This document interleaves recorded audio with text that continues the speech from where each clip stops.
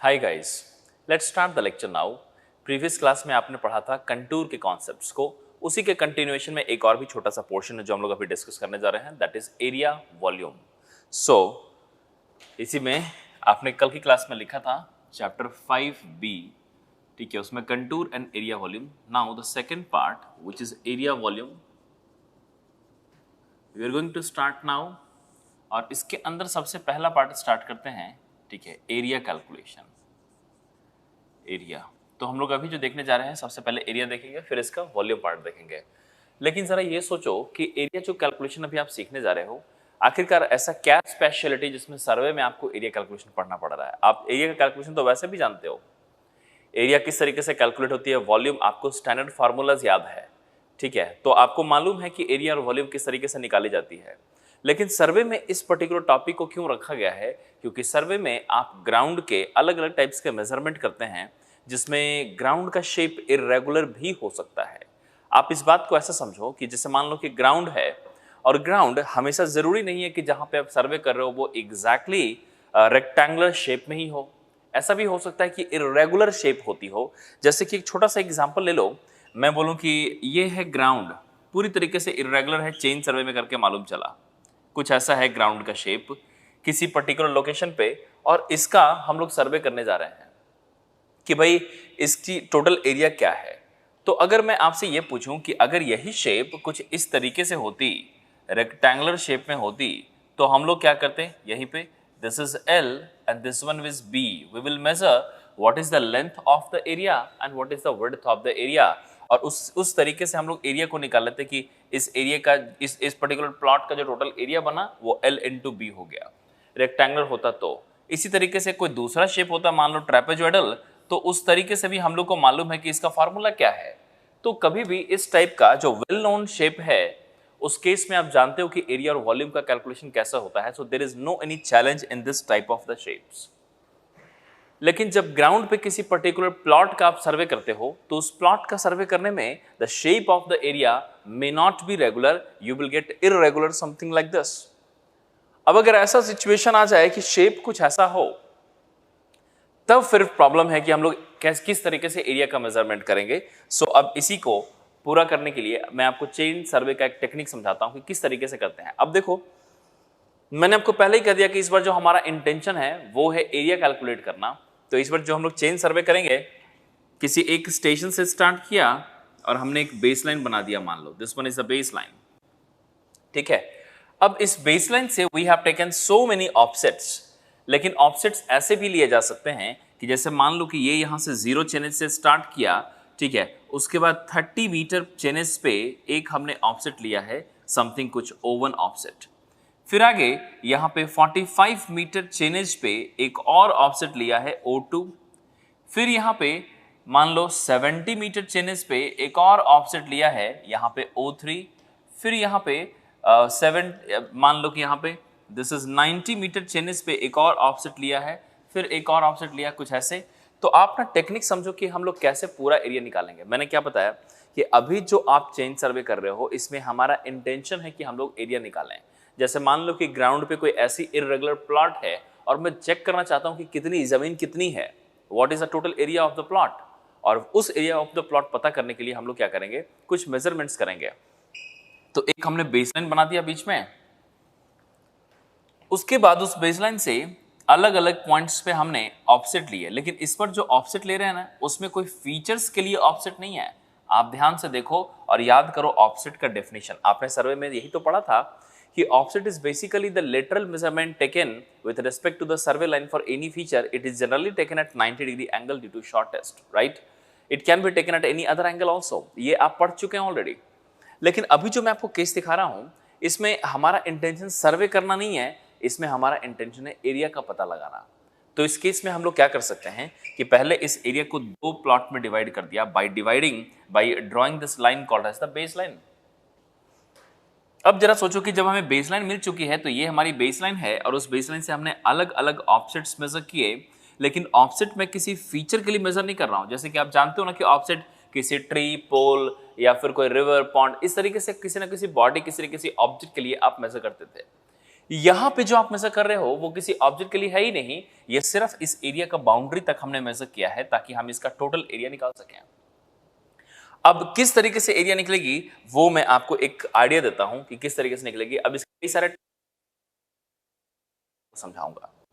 सबसे पहले ये देखो बेसिक टेक्निक कि हमने क्या किया, ये हमारी 30 यहां से यहां तक 30 हो जाएगी साइज, और ये हमारी O1 can be calculate the approximate area of the triangle considering this as a triangular shape. Similarly, we have one more here 30 to 70, ये कितना बना जरा बताओ, ये 70 है, ये 30। आप जानते हो कि चेनेस की वैल्यू इस तरीके से लिखी जाती है, 0 से स्टार्ट करके आखिरी तक जाते हैं। तो ये 30 से 70 ये हमारी 40 हो जाएगी टोटल, यहां से लेकर के यहां तक, है ना। और उसके बाद ये हमारी O1 है और ये O2 है, तो एक ट्रेपेजोइडल शेप बन गई, ठीक है। अब यहीं पे इस तरीके से हम लोग इसका भी एरिया निकाल सकते हैं। सिमिलरली ब्रेक करते चले जाओ और फिर ये देखो ये 70 है और ये यहाँ पे जो भी है यहाँ तक हम लोग निकालेंगे, और इस तरीके से फिर से एक ट्रेपेजोइडल शेप, फिर से एक ट्रायंगुलर शेप, इस तरीके से आप देख रहे हो। This is now A1, A2, A3, A4 and so on, सबका एरिया निकाल दो। So this A total I can right A1 plus A2 plus so on AN। ये कुछ इस तरीके से हम लोग रिपोर्ट कर सकते हैं। तो आप समझिए यहाँ पे कि जो कभी भी जब एरिया पूछा जाए तो हम लोग इस तरीके से वर्कआउट कर सकते हैं। ये सबसे सिंपलेस्ट मेथड होता है वर्कआउट करने का। लेकिन क्या है कि आप अभी जो सीखने जा रहे हो एरिया का कैलकुलेशन, इसके कई सारे मेथड्स हैं एरिया कैलकुलेट करने के लिए, और एक ही एरिया में एक ही टेक्निक्स कई सारे हैं, उसके कारण टेक्निक के कारण आपके एरिया की जो वैल्यूज आएगी वो भी अलग अलग आएगी, अलग अलग मेथड से। तो हमने आपको जो दिखाया वो डायरेक्टली कैलकुलेट करना सिखाया अभी तक, कि जब भी कभी ऑफसेट हो तो एक तरफ का आपने इधर से निकाला, फिर इधर का निकालोगे तो ये 0 और ये यहाँ पे 45 है ना। तो ये वाली डिस्टेंस यहाँ से यहाँ तक 45, फिर ये O2 एंड फिर एक और ट्रायंगल एंड सो ऑन, इस तरीके से वी कैन वर्क आउट, ठीक है। तो कंसर्न ये है ना कि कभी भी जब आप एरिया कैलकुलेट करोगे तो एरिया कैलकुलेट करने के लिए you have any enclosed area. In that area, first you will draw the baseline and you will take so many different offsets and directly one by one you will calculate the area of each strip. एक strip का area A1, दूसरे strip का area A2, A3 and so on, सबको add करके total area निकल जाएगी, that is A total, ठीक है। This is what we do. But now इसी को और भी बेटर तरीके से बनाता हूं कि जब कंसर्न ही है कि एरिया निकालना है, so let's try to make the data as more as accurate, ठीक है। अब हम लोग क्या करेंगे, जब हमारा कंसर्न है कि हमें एरिया कैलकुलेट करना है तो उस एरिया की वैल्यू को हम लोग ज्यादा से ज्यादा एग्जैक्ट बनाने की कोशिश करेंगे। और इसके लिए हम लोग करते क्या है कि किसी भी एरिया को बेसलाइन से 2 पार्ट में डिवाइड कर दिया और दोनों ही पार्ट में रेगुलर इंटरवल पे ऑफसेट लेंगे। क्या इसका मतलब है रेगुलर इंटरवल का? आप अभी देखो कि 0 से चेनों से स्टार्ट किया और पहला ऑफसेट कितने पे लिया, 30 पे, फिर दूसरा ऑफसेट कितने पे लिया, 45 पे। तो आप इंटरवल देखो कि ये वाली ऑफसेट O1 जो ली गई थी वो 30 मीटर पे ली गई थी, इसके बाद 15 मीटर के बाद एक O2 ऑफसेट, और उसके बाद फिर से देखो ये 25 मीटर के बाद तीसरा। तो आप देखो यहाँ पे 30 है, फिर 15 है, फिर 25 है, फिर 20 है, एक इर्रेगुलर इंटरवल है, एक रेगुलर इंटरवल नहीं है। कांस्टेंट इंटरवल पे we are not working out. तो ये तो एक टेक्निक है कि आप अपनी मर्जी से जैसे मन चाहो वैसे मेजर कर लो, लेकिन बेटर ये होता है कि आप किसी भी एरिया में जब बेसलाइन से डिवाइड करें एरिया को 2 पार्ट में, तो हर एक पार्ट को एक रेगुलर इंटरवल पे ऑफसेट्स का मेजरमेंट कर लो। जो मैं कहना चाहता हूं वो यहां पे देखो आप। चलो ये इसको मिटा देता हूं, ठीक है। आप इसको लिख भी लीजिए, उसके बाद मिटाता हूं इसको। वीडियो पॉज करके लिख लो।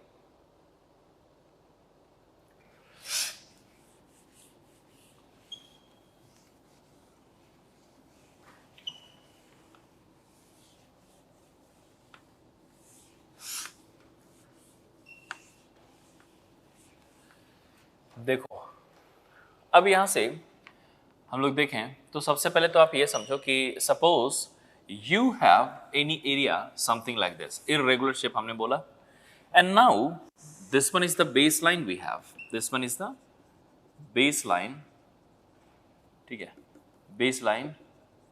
और इस बेस लाइन से रेगुलर इंटरवल, अब हम लोग करेंगे क्या, इंटरवल कांस्टेंट इंटरवल पे we will start working out. तो सबसे पहले ये ऑफसेट लिया, फिर हमने ये ऑफसेट लिया, फिर हमने ये ऑफसेट लिया, फिर हमने ये ऑफसेट लिया और आप देखते चले जाओ कि we are actually measuring the offset at a regular interval. What is the meaning of regular interval here? Like this particular from here to here it is d. ठीक है, ये पहला ऑफसेट यहाँ पे लिया हुआ, ये भी यहाँ पे भी ऑफसेट है, ध्यान रखिएगा. ठीक है, हो सकता है कि ऑफसेट 0 बन जाए, डजंट मैटर. सो ये यहाँ पे d, फिर यहाँ पे d, फिर यहाँ पे d, और यही जो भी आप देख रहे हो ना इंटरवल, वो एक्चुअली d मीटर पे कई सारे ऑफसेट्स लिए गए हैं कुछ इस तरीके से. Now you need to understand कि अगर मैं इस शेप का एरिया निकालूं तो मैं कैसे निकालूंगा. ठीक है, सो ये इस तरीके से ऑफसेट्स ली गई है. So this you can see, this one I can write it is offset O1, and उसी तरीके से we have this as offset O2, offset O3, offset O4 and so on. This is n-1 and offset n-2. This is n-1 and this is offset On. अब जरा वहीं पे सोचो आप कि ऐसे सिचुएशन में अगर मैं आपको बोलूं कि एरिया निकालो, तो आप एरिया को दो पार्ट्स में कैलकुलेट करेंगे. आप देखेंगे what is the area of this particular, इस लाइन के एक तरफ कितना एरिया है और इस लाइन के दूसरी तरफ कितना एरिया है. ठीक है, इन दोनों को ऐड करेंगे, तो ये वाला एरिया और ये वाला एरिया दोनों ऐड करोगे तो जैसा इधर का कैलकुलेशन है ना, उसी तरीके से इधर का भी कैलकुलेशन होगा. तो ये अगर यहाँ पे निकाला है तो इधर की ऑफसेट अलग आएगी, इधर भी मेजरमेंट करेंगे. तो बेसिकली किसी भी शेप में एरिया निकालने के लिए आपने एक बेसलाइन बना करके एरिया को दो पार्ट में तो डिवाइड कर दिया जैसे हमने आपको दिखाया. फिर क्या करोगे, इस फर्स्ट पार्ट का एरिया आप अलग से कैलकुलेट करोगे, फिर सेकंड पार्ट का एरिया अलग से कैलकुलेट करोगे और दोनों को जोड़ दोगे अगर कंप्लीट एरिया पूछा जाए तो. लेकिन ज्यादातर क्वेश्चंस में आपको ये दिखाई देगा कि they will ask you only one side, तो वो वन साइड देखोगे तो ऐसा नजर आएगा, ये वाला पार्ट आपको दिखाई नहीं देगा, डेटा सिर्फ इतना ही का दिया रहेगा. तो ऐसे केस में अगर इस साइड का एक ही साइड का डेटा रहे तो एक ही साइड का डेटा से हम लोग वर्कआउट कर लेंगे. ठीक है, अब मैं बोलूं कि जब ऐसा सिचुएशन है, so we are basically going to consider the regular interval offset. So you can see each offset we have taken at a particular regular interval of d. यहाँ पे इंटरवल कितना है d और ऑफसेट कितना है O1, O2, O3 and so on. ठीक है, सो इस तरीके से हमने जो ऑफसेट्स लिए हैं रेगुलर इंटरवल पे, अब इसको कैसे वर्कआउट करेंगे. अब एरिया जब भी रेगुलर इंटरवल से हो तो इसके कई सारे मेथड्स हैं. ठीक है, इररेगुलर इंटरवल के साथ भी वर्क कर सकते हो, लेकिन मैंने आपको क्या बताया कि ज्यादा एक्यूरेट एरिया का पता लगाने के लिए to calculate the more exact value of area we should actually take the regular interval for calculation as I have shown in this board. अब यहीं पे आगे बढ़ते हैं कि इस केस में सबसे पहले अब मैं मेथड बाय मेथड चलता हूं. So let's start the method 1 here. Method 1, this is average offset method. Average offset method में अगर मैं एरिया कैलकुलेट करूं, so I will write area is equal to average offset into total length. Average offset into total length. अब ये average offset into total length अगर लिखें, ठीक है, तो पहले तो आप बताओ कि average offset कितना लिखेंगे. So this is O1, O2, O3 and so on, On तक है.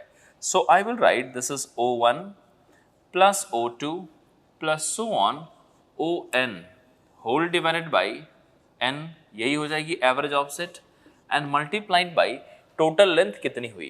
तो टोटल लेंथ d के टर्म्स में हम लोग वर्कआउट कर सकते हैं. और आप बस इतना बता दो, देखना यहाँ पे ध्यान से कि O1 से O2 दो ऑफसेट के बीच में 1d आया, O1, O2, O3 तक में कितनी बार d आया, d एंड d दो बार आया. O1, O2, O3 and O4 तक में कितनी बार d आया, 1, 2, 3. तो बताओ एंड n तक में कितनी d आएगी, n-1. आप देखो ना यहाँ पे 1 एंड 2 दो के बीच में एक बार, 3 के बीच में दो बार, 4 के बीच में 3 बार, तो n के बीच में total n number of offset है तो n-1 into d. So I can write it is basically n-1 into d. सो यहाँ पे कंक्लूड कर सकते हैं कि a total is equal to n-1 into d, and this is O1 plus O2 plus so on On whole divided by n is the final formula. जिस method से हम लोग अभी वर्कआउट कर रहे हैं ना, इस मेथड को हम लोग एवरेज ऑफसेट मेथड कहते हैं। This is known as the average offset method. अब बात करते हैं कि इस मेथड में ना हमने सिंपली क्या किया, हमने ऑफसेट्स का एवरेजिंग कर लिया है। एवरेजिंग करने की वजह से डेटा 100% एग्जैक्ट नहीं आएगी। आप देखो इसमें बहुत एरर्स रहे होंगे क्योंकि आपने एवरेज करके कैलकुलेट किया, ठीक है। तो एवरेजिंग की वजह से there will be some error in the calculation, ठीक है सर, इन द टेक्निक। इस टेक्निक के कारण जो एरर्स आएगा, अब इसी एरर्स को कम करना है और डेटा को और भी एग्जैक्ट बनाना है, इसके लिए हम लोग क्या करते हैं, अलग मेथड यूज करते हैं। तो ये अभी तक जो हमने स्टार्ट किया, मैंने एक जनरल व्यू बताया कि एग्जैक्टली हम लोग एरिया निकालते कैसे हैं। तो हमने बताया चेन सर्वे का टेक्निक, बेसलाइन बना करके अलग अलग आप वर्क कर लो, ठीक है। और दूसरा टेक्निक ये है कि आप इस केस में क्या कर सकते हैं कि भाई इस तरीके से रेगुलर इंटरवल पर वर्क कर सकते हैं। तो ये हमने रेगुलर इंटरवल का टेक्निक सिखाया है, ठीक है। और इसके बाद O1, O2, O3 and so on, ON से इस तरीके का रिलेशंस बन के आ गया। आई होप कि आपको ये समझ में आया होगा। अब इससे अब हम लोग ना क्या करेंगे कि अब इसकी प्रेसिजन बढ़ाते चलेंगे। मतलब कि एक मेथड देखा आपने, this is average offset method. अब इससे बेटर क्या है, जो अगला आएगा उससे बेटर क्या है, इस तरीके से हम लोग अब बेटर बाय बेटर, अब प्रेसिजन बढ़ा करके अगला मेथड्स देखते चलेंगे। तो सबसे पहले आप इसे लिख लीजिए, डू इट नाउ।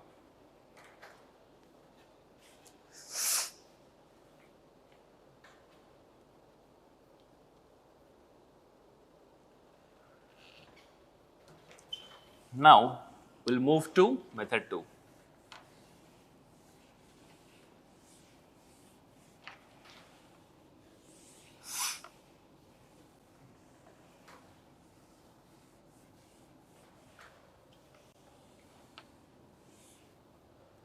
देखो मेथड 2 की बात करते हैं। मेथड 2 ये है ट्रैपेजॉइडल मेथड।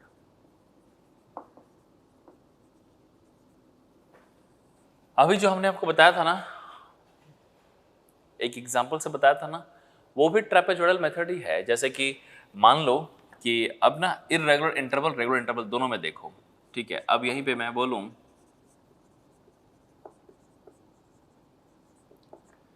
इर्रेगुलर इंटरवल में suppose you have area something like this, और यहां से चेनेज स्टार्ट होती है, और ये चेनेज कुछ ऐसा है, ये चेनेज 0, फिर यहाँ पे ये 30, ठीक है, और यहाँ पे ये है 60, फिर ये है 40, ये है यहाँ पे दिस इज 75, फिर यहाँ पे दिस इज 105, फिर है यहाँ पे दिस इज 135, और ये यहाँ पे 148।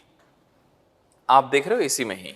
अगर मैं आपको ये बोलूं कि इस वाले चेनेस पे there is one offset O1 taken, इधर O2 टेकन, फिर इधर O3 टेकन, ठीक है, फिर ये O4 taken and then O5 taken.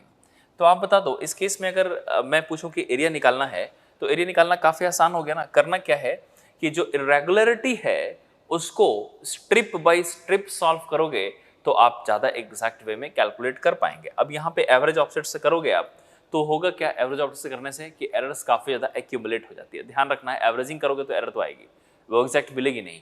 लेकिन यहाँ पे हम लोग क्या करते हैं कि अब ये हमने यहाँ से एक ट्रायंगल बनाया और इसका कैलकुलेट कर लिया A1। अब तो आपको ये भी समझ में आना चाहिए कि ये वाला तो एक्स्ट्रा पार्ट है जो हमने कैलकुलेट नहीं किया, तो यहाँ भी एरर है, इस मेथड में भी एरर है। उसी तरीके से आप देखो ट्रैपेजॉइडल ऐसा बन के आया, तो यहाँ पे ये वाला एरिया है जो हम लोग कंक्लूड नहीं कर पा रहे हैं।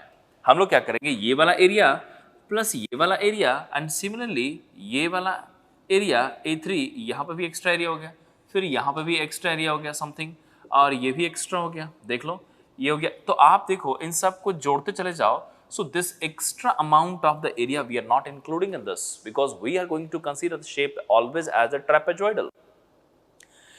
So आप देखो मेथड का नाम है ट्रैपेजॉइडल, तो हम लोग हर एक एरिया को ट्रैपेजॉइडल मान के चल रहे हैं। और आपको मालूम होना चाहिए कि जो ट्रायंगल है वो भी एक ट्रैपेजॉइडल होती है, ठीक है, विथ वन साइड 0, ठीक है। उस तरीके से जो रेक्टेंगल है वो भी ट्रैपेजॉइडल है विथ इक्वल पैरेलल साइड्स, ठीक है। तो आपको ना यहीं पे समझना है कि मेथड का नाम है ट्रैपेजॉइडल, और हम लोग क्या करते हैं कि हर एक को ट्रैपेजॉइडल मानते हुए एक एक करके वर्कआउट करना चालू करते हैं।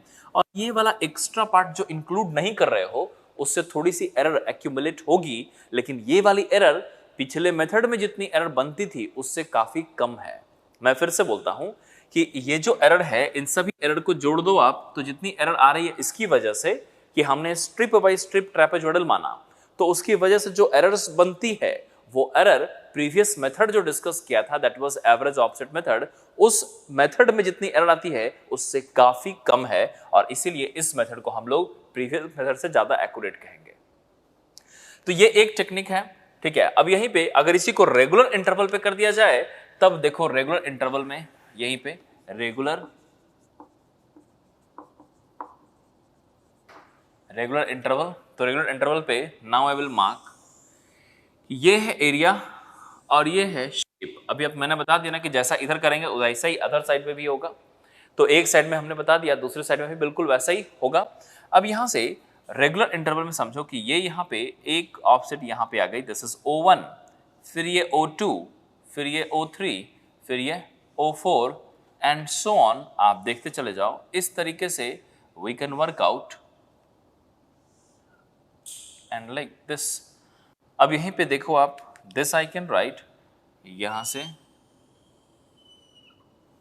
सो दिस वी कैन मार्क यहां से यहां D, यहां से यहां D, यहां से यहां D, यहां से यहां D एंड सो ऑन, यहां से यहां D, ठीक है, और यहां से यहां D, ठीक है। ये कुछ ऐसा है, और ये जो बीच में हमने दिखाया ना, ये सिर्फ इसलिए दिखाया है ताकि आपको समझ में आए कि ऐसा आगे तक है, it is continued something like this, continued है, ठीक है। अब वहीं पे इन सब ऑफसेट्स का नाम दे देते हैं कि मान लीजिए कि ये ऑफसेट है O1, this is O2, this is O3, O4, O5 and so on, this is ON, ON-1 and ON-2। अब करना क्या है कि हम लोग इसमें एक एक करके हर एक स्ट्रिप का एरिया कैलकुलेट करते चले जाएंगे and we will now work out like this. तो मैं आपको दिखाता हूं कि O1 से O2 के बीच में हमने क्या किया, इस शेप को कुछ ऐसा विजुअलाइज किया। So I guess you are able to see one trapezoidal shape, O1 से O2 के बीच में दिखाई दिया होगा ट्रेपेजॉइडल। तो हम लोग क्या करेंगे, पहले इसका एरिया निकाल लेंगे, दिस एरिया, ठीक है, and I can mark this area is A1. Similarly, this is A2, this is A3, और इसी तरीके से this I can write this is AN-1, ठीक है। उसके बाद ये आ जाएगी AN-2। सो अगर मैं पूछूं कि what is the total area, so you just need to calculate what is the individual strip area। इस वाले स्ट्रिप का एरिया क्या है, दूसरे वाले स्ट्रिप का एरिया क्या है, तीसरे वाले स्ट्रिप का एरिया क्या है, इन सबको जोड़ते चले जाओ और सब मिलाकर के टोटल हमारी टोटल एरिया आ जाएगी। What I want to say, I can simply write this A total is equal to A1 plus A2 and plus so on up to A। आप देखो ये समझ में, और ये कंफ्यूज नहीं होना कि AN कहाँ गया, AN-1 ही तक होगा ना। आप देखो 1 and 2 मिलाकर हुआ, 2 और 3 मिलाकर के A2 हुआ, 3 और 4 मिलाकर के A3 हुआ, तो N-1 और N मिलाकर के AN-1 ही तो होगा, ठीक है। ये इस तरीके से। अब करेंगे क्या, इसी का रिलेशन बनाने के लिए हम लोग A1, A2, A3, AN-1 सबको इंडिविजुअली वर्कआउट कर लेते हैं। तो मैं इसके लिए क्या करूंगा, सबसे पहले calculate what is the A1 value. तो A1 की वैल्यू आप बताएं कितनी लिखी जा सकती है। This I can write this is 1/2 into D O1 plus O2, ठीक है। उसके बाद A2, this is 1/2 into D, this is O2 plus O3, फिर A3, दिस इज 1/2 D, और A3 में O3 plus this is O3 plus O4, इस तरीके से एंड सो ऑन। जरा सोचो यहीं पे, can I right AN-2, AN-2 लिखे तो कितनी हो जाएगी, AN-2 लिखें, so this is going to be 1/2 into D into ON-2 plus ON-1 and the last is AN-1 is equal to 1/2 D, that is ON-1 plus ON। ये कुछ ऐसा आ गया। अब देखो जितने भी एरियाज है ना वो इस तरीके से निकल के आ गए। हमने क्या किया, सबको ट्रेपेजॉइडल शेप माना है। तो अगर आप ट्रेपेजॉइडल मानोगे ना तो यहां पर भी कुछ ना कुछ एरिया होगा जो एक्स्ट्रा हो जाएगा। तो मैंने आपको क्या बताया कि जो एक्स्ट्रा एरिया आती है उसको आप क्या करते हो, नेग्लेक्ट कर लेते हो, क्योंकि अब उसके कारण थोड़ी सी एरर आएगी, लेकिन ये एरर जो प्रीवियस मेथड पढ़ा था आपने एवरेज ऑफसेट मेथड उससे बहुत ही कम है, और इसीलिए इसको हम लोग ज्यादा एग्जैक्ट करते हैं। साथ में ये भी समझो कि इंटरवल आप जितना कम लेते हो ना उतने नंबर ऑफ स्ट्रिप बनते हैं। तो इंटरवल जितना कम लोगे उतने नंबर ऑफ ऑफसेट भी बनेंगे, तो आपकी जो एक्यूरेसी है वो और भी ज्यादा मेथड में बढ़ जाएगी अगर आप डी की वैल्यू को कम कर लोगे तो। ठीक है, तो ये जैसा क्वेश्चन में दिया जाएगा उस तरीके से हम लोग कैलकुलेट कर लेंगे। अब ये जो मैंने आपको समझाया दिखाया, अब इसी को इंक्लूड करके इस फॉर्म में लिखें तो कुछ ऑब्जर्वेशंस आप देख पाओगे। सो now let's write, I can write this A total is equal to A1 plus A2 and so on AN minus 1. So इस चीज को हम लोग ऐसा लिखेंगे, A total की वैल्यू लिखो तो ये आ जाएगी कुछ ऐसा। इसी को I can write D, this is O1 plus O2 by 2 plus D O2 plus O3 by 2 and so on D, this is ON minus 1 plus ON by 2, कुछ ऐसा लिख सकते हैं। और इसी को फाइनली फॉर्मूला कुछ ऐसा बन जाता है इसका कि A टोटल अगर मैं लिखूं, so this I can write D we have taken common, और इसके बाद आप देखो सब का पेयर मिल जाएगा O1 by 2, O2 by 2 यहां भी है, O2 by 2 यहां भी है, तो बताओ O2 का पेयर मिल गया लेकिन O1 का नहीं मिला। फिर देखो O3 by 2 यहां भी है, अगले में भी O3 by 2 हो जाएगा, फिर सबका पेयर मिलेगा पहला और आखिरी को छोड़ करके। सो फॉर्मूला कुछ ऐसा दिखाई दे देगा आपको, this is O1 first offset plus the last offset whole divided by 2 and plus O2 plus O3 and so on, this is ON minus 1। So ये हमारी फाइनल फॉर्मूला आ गई। जब रेगुलर इंटरवल हो so we can calculate the area of the shape like this by trapezoidal method. तो जब भी कभी trapezoidal method का जिक्र आएगा तो क्वेश्चन दो तरीके से ही पूछे जा सकते हैं, या तो रेगुलर इंटरवल दे दे या फिर इररेगुलर इंटरवल दे दे, और आपके एग्जाम्पल में दोनों ही टाइप के क्वेश्चन हैं। ठीक है, आपको अगर वर्कबुक ओपन करोगे ना तो एक क्वेश्चन ऐसा भी है जिसमें इस टाइप का, यहां देखो इस टाइप का डायग्राम, सो ऐसा भी है जिसमें इस टाइप का डायग्राम देकर के क्वेश्चन पूछा गया। तो करना क्या है, इंडिविजुअली सभी का एरिया ट्रेपेजोइडल से कैलकुलेट कर लो, add it, you will get the total area. और ऐसा भी क्वेश्चन आपको देखने को मिल जाएगा जिसमें रेगुलर इंटरवल दी रहेगी, उसमें directly we can apply the formula. ठीक है, so I hope you have understood this was the trapezoidal method. So now सबसे पहले आप इसे लिख लीजिए, उसके बाद will start the next method. Complete करो।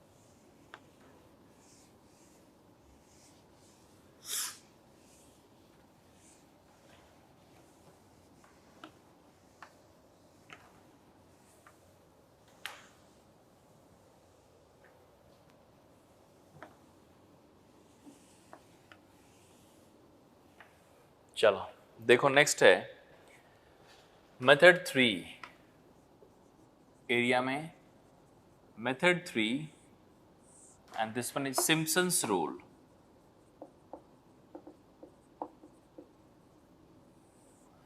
सिम्पसन्स रूल, अब जब सिम्पसन्स रूल की बात करते हैं सो पहले आप ये समझ लो, बिल्कुल उसी तरीके से जैसा प्रीवियस मेथड में देखा है।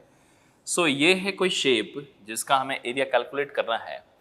सो सबसे पहले तो रेगुलर इंटरवल समझ लीजिए, ये है रेगुलर इंटरवल के लिए, this is D D D, ठीक है, डी कुछ ऐसा, तो ये कुछ ऐसा है, this is D D. Regular interval मैंने आपको बता दिया डी। अब इस रेगुलर इंटरवल पे we have taken the offset and this offset is O1, then we have taken the second offset and this is O2। so यहाँ से start करते हैं, यहाँ पर भी एक ऑफसेट है O1, फिर ये हो जाएगी O2, फिर ये हो जाएगी O3, फिर ये हो जाएगी O4, इस तरीके से and so on now we have this one, here it is. So this is ON minus 2, ON minus 1 and ON.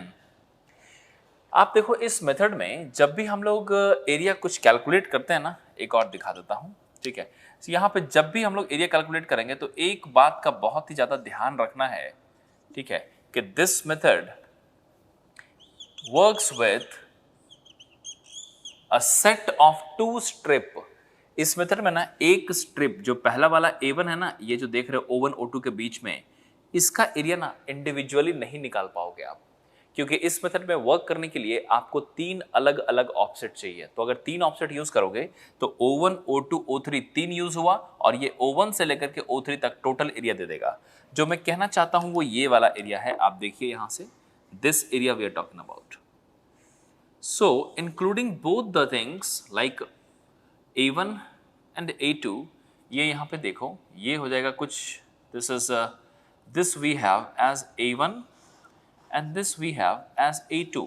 तो चूंकि इसमें O1 O2 O3 तीनों ही यूज होती है, आप जो एरिया निकाल रहे हो ना इस मेथड के थ्रू, वो set of A1 plus A2 निकलेगी। You cannot calculate a single strip A1 through this method. This method has a limitation that you need minimum 3 offsets। आपको 3 ऑफसेट्स कम से कम चाहिए, तो 3 के हिसाब से निकालोगे तो हमेशा इस तरीके से कैलकुलेट होकर के आएगी। अब यहां पे मैं पूछूं कि भाई कैसे निकालें एरिया इसका टोटल, तो अगर इसका टोटल एरिया निकालें ना, तो इस केस में क्या हो जाएगी, this A total, you can understand this A total is simply a set of A1 plus A2 plus A3 plus A4 plus so on, this is AN minus 2 plus AN minus 1, ऐसे calculate होती है इसमें, ठीक है। तो आखिरकार A1 plus A2 का set बना हुआ क्या है, क्योंकि जो बेसिक रिलेशन है, आपको याद है पिछले वाले मेथड में आपने बेसिक रिलेशन क्या पढ़ा था कि ट्रापेजॉइडल शेप का एरिया यूज हुआ क्या था, that was 1/2 into D O1 plus O2। तो वो बेसिक रिलेशन है ट्रापेजॉइडल शेप निकालने का। उसी तरीके से सिम्पसन्स में शेप को पैराबोलिक कंसीडर किया जाता है, this one is parabolic shape. आप ध्यान रखिएगा कि शेप को पैराबोलिक, आप इसमें लिख भी लो यहाँ पे, ठीक है, लिख भी लेना parabolic shape, parabolic shape. Parabolic shape consider करके हम लोग जब कैलकुलेट करते हैं ना, then you require 3 different offset, और 3 different offset includes A1 and A2 both. So आपको दो एरिया का स्ट्रिप, इसका बेसिक रिलेशन में ही 3 ऑफसेट चाहिए, और इसीलिए हम लोग जब भी कैलकुलेट करेंगे सेट के साथ calculate, A1 plus A2 and so on. तो अब मैं आगे बढ़ाता हूं और आप यहीं पे देखो कि नेक्स्ट में कैसे वर्कआउट करेंगे। So I will show you as per this method we have a relation A1 plus A2। If you want to see that how much this is coming, then this is simply D by 3. This is O1 plus 4 into O2 plus O3। ठीक है, ये formula है, basic relation है Simpson's का। अब जैसे A1 plus A2 का निकाला, तो इसका रिलेशन ऐसे याद रखना, D by 3, D हमने यहां से यहां लिया है, ठीक है, D by 3 और first offset plus 4 into middle plus last, यही करेंगे। अब यहीं पे जैसे हमने इसके लिए किया ना, आप एक बार ये सोचो कि 3 से 5 तक जो अगला 2 कंसीडर करेंगे, वो उसका फॉर्मूला क्या होना चाहिए, तो आप बता दो। Can I right this simply, यहां भी तो वही है, D by 3 into O3 plus 4 into O4 plus O5। सो यहां देख लो आप, this we can write, this is A3 plus A4 is equal to D by 3, this is O3 plus 4 into O4 plus O5. Similarly, we can write this is A5 plus A6, and this is equal to D by 3, this is O5 plus 4 into O6 and plus O7 and so on. इसी तरीके से we can work out and we can write this ON minus 2 plus AN minus 1 is equal to D by 3, और ये कितनी आ जाएगी, this is ON minus 2 plus 4O minus 1 plus ON, इस तरीके से कैलकुलेट हो रही है। अब जरा खुद ही सोचो आप कि अगर मैं इन सब को जोड़ करके अभी एरिया निकालूं तो ये फार्मूला किस तरीके से बन जाएगा। आप बस कुछ कंक्लूजन देखो कि आपने जैसे उसमें निकाला था ना कि ट्रेपेजोइडल का शेप ऐड कर करके बनाया था, यहाँ पे क्या है, इन सब का शेप ऐड कर करके बनाते चले जाओ तो एक पैटर्न क्या दिखाएगा आपको, यहाँ पे दिखाता हूँ। देखो O3 यहाँ भी है और O3 यहाँ भी है, O3 दो बार अपील हुई, फिर देखो O5 यहाँ भी है और O5 यहाँ भी है, दो बार अपील हुई। अब O7 यहाँ भी है, O7 यहाँ भी है, तो आप बताओ सभी का देखो odd offset O3, odd offset O5, odd offset O7, O9, O11। अब क्या है कि किसका आपको सेट नहीं मिलेगा, ये O1 अकेले रह जाएगी और ON अकेले रह जाएगी, ठीक है। बाकी सबका डबल डबल है, जितने भी ऑड में हैं देखो, ऑड में O3 भी दो बार, O5 भी दो बार, O7 भी दो बार, डबल डबल हो जाएंगे। और एक चीज और देखो कि जो इवन ऑफसेट है, second number, fourth number, sixth number, 8 number, 10 number, 12 number, उन सब की कोफिशिएंट देखो कितनी है, 4, ये भी 4, ये भी 4। अब इसका मैं फाइनल फार्मूला लिखूं, सो आपको यह समझ में आना चाहिए कि this is a total is equal to basically A1 plus A2 set, A3 plus A4 and so on. This is A n minus 2 plus A n minus 1. So this you need to understand कि A total की value अगर मैं लिखूं, so this is D by 3 multiplied with this, you can understand O1 plus ON, first offset plus last offset, क्योंकि इसका set नहीं मिला था, plus 4 into all even offset O2 plus O4 plus O6 and so on, ठीक है। And plus odd offset में क्या था, डबल डबल आया है ना, so this is 2 into O3 plus O5 plus O7 and so on, जहां तक ये रहेगी। सो फाइनल फार्मूला आप देखो, this is the final formula of the Simpson's, ठीक है। आई होप कि आपको ये पूरा समझ में आ गया होगा कि किस तरीके से सिम्पसन बनाई जा रही है, ठीक है। अब सिम्पसन्स रूल में क्या है कि चूंकि आप पैराबोलिक शेप कंसीडर करते हो, मैंने आपको क्या बोला था कि आपने सबसे पहले में तो डायरेक्टली सॉल्व किया एवरेजिंग करके, दूसरा मेथड में आपने क्या किया, ट्रेपेजोइडल बना करके सॉल्व किया। इसका मतलब कि जो शेप है इरेगुलरिटी, उसमें आपने स्ट्रेट लाइन मान लिया था, तो वो इरेगुलर, वो हमारी ट्रेपेजोइडल बन गई थी। उसी में अगर पैराबोलिक बना दिया जाए तो हमारी सिम्पसन्स बन जाती है, और चूंकि पैराबोलिक है, ठीक है, तो इसकी एक्यूरेसी उस ट्रेपेजोइडल से भी ज्यादा है। तो इसका मतलब ये हुआ कि अगर तीनों मेथड का मैं एक्यूरेसी को कंपेयर करूं तो मैं ऐसा बोल सकता हूं कि Simpson method is far better than the trapezoidal and trapezoidal method is far better than the average offset method.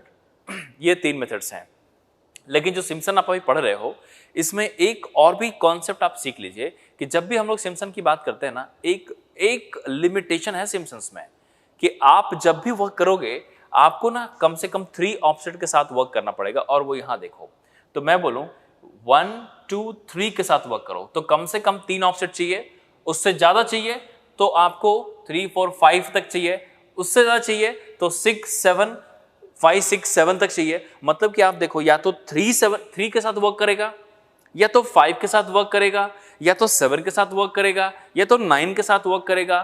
This method is valid only with the odd number of offset. कभी भी अगर इवन नंबर ऑफ ऑफसेट हुई ना, you can not apply the Simpson's directly, हमेशा odd number of offsets के साथ work करती है, ठीक है। सो you can see odd number of offsets, तो कभी भी जब हम लोग बात करेंगे ना, so this method is valid only for odd number of offsets, ठीक है। और अगर कभी ऐसा हुआ कि even number of offset दी हुई है, जैसे कि मैं पूछूं, एग्जांपल ले लो, मैं बोलूं कि 11 ऑफसेट है, क्या सिम्पसन डायरेक्टली लगा लोगे? ऑड नंबर ऑफ ऑफसेट है, ऑफ कोर्स लग जाएगी सिम्पसन। मैं बोलूं 17 ऑफसेट है, 17, can you apply the Simpson's directly? Of course yes. You have 25 number of offsets, can you apply the Simpson's directly? Of course yes. But if you have 26 number of offset, can you apply Simpson's directly? Answer no. So you need to understand, like whenever you have even number of offset, you cannot apply the Simpsons directly. अब मान लो 26 है, तो 26 में आप Simpson's पूरे नहीं लगा पाएंगे। तो टेक्निक क्या होता है कि जब हमें एक्चुअली चाहिए ऑड नंबर ऑफ ऑफसेट, तो अगर ऑड है तो सिम्पसन्स डायरेक्टली लग जाएगा, लेकिन ऑड नहीं है, अगर इवन है, जैसे 25 नहीं है 26 दिया हुआ है, 26 अलग अलग ऑफसेट्स दिए हुए हैं, तो मैं क्या करूंगा कि 25 तक up to 25th offset I will apply Simpsons. Then what will happen in between the 25th and 26th? It remains, right? And that particular strip of the area we will calculate using the trapezoidal. Meaning is what? Like whenever we have odd offset, we can apply the Simpsons directly, and when we have even number of offset, then up to the last odd offset, we will apply the Simpsons, and then remaining area we will calculate using the trapezoidal method. So अब इस बात को मैं आपको लिखाऊंगा, लेकिन पहले आप board से कंप्लीट कर लीजिए. Do it now, right it down.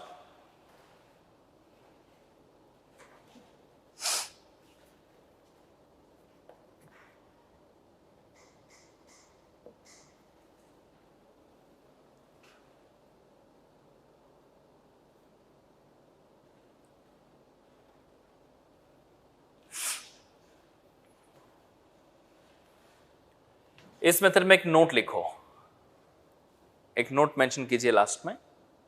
लिखिए इसमें, this method is valid, this method is valid only with odd number of offsets. This method is valid only with odd number of offset. This method is valid only with odd number of offset. ठीक है, इसी में लिखो note point 2, write down note point 2. To work with even number of offset, to work with even number of offset, to work with even number of offset,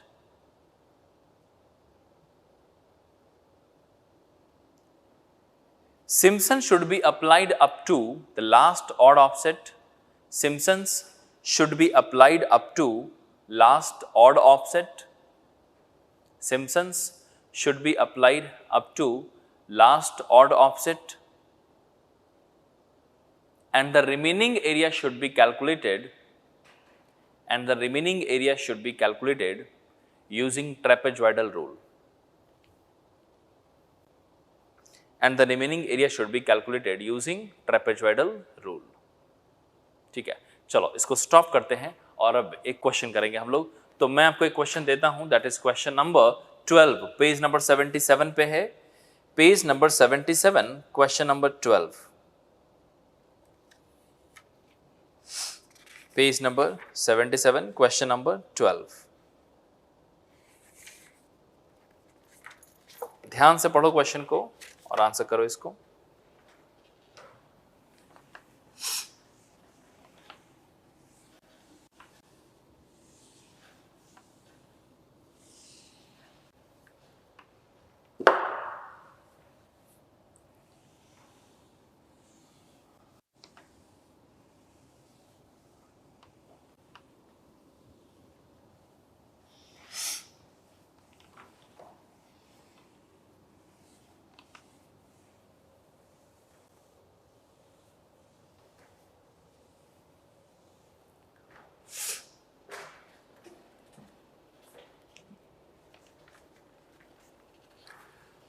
देखो question number 12 में अगर देखें तो सबसे पहले ना आप डेटा देखो तो आपको समझ में आ जाएगा डेटा कि भाई कुछ ऐसा लिखा हुआ है. मैं डेटा को लिखता हूं ताकि आप इसको विजुअलाइज करना सीखें.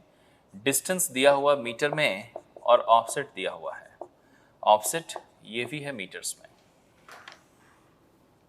So let's write it is 0, 3, उसके बाद 5 मीटर पे 4, फिर है 10 मीटर पे 5.5, फिर है 15 मीटर पे 6, फिर है 20 मीटर पे 6, फिर है 30 मीटर पे 4, और फिर है 40 मीटर पे 4.5. ठीक है, सी दिस नाउ, चेक कर लेते हैं. 0, 5, 10, 15, 20, 30, 40, 3, 4, 5.5, 5.5 के बाद 5 है. 3, 4, 5.5, 5, 6, 4, 6 हो गया, 4 हो गया एंड 4.5 हो गया. ठीक है, आप देखो यहाँ पे कैसे वर्कआउट करेंगे.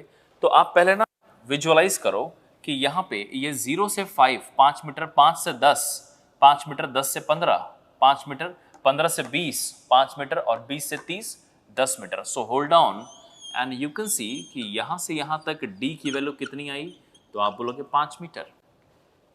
तो आप देखो यहाँ पे कि ऑफसेट जो लिखा हुआ है ना, ये है O1, O2, O3, O4 and O5 तक। इंटरवल देखो आप कि डिस्टेंस 0, 5, 10, 15, 20, 5 तक कुछ ऐसा है। लेकिन उसके बाद क्या है कि आप देखो कि नाउ वी हैव ये यहाँ से 20 से लेकर के 40 तक, 20, 30, 40, 20 से 30 10, 30 से 40 भी 10। So we have this D2 is equal to 10 metre, D1 equal to 5 था।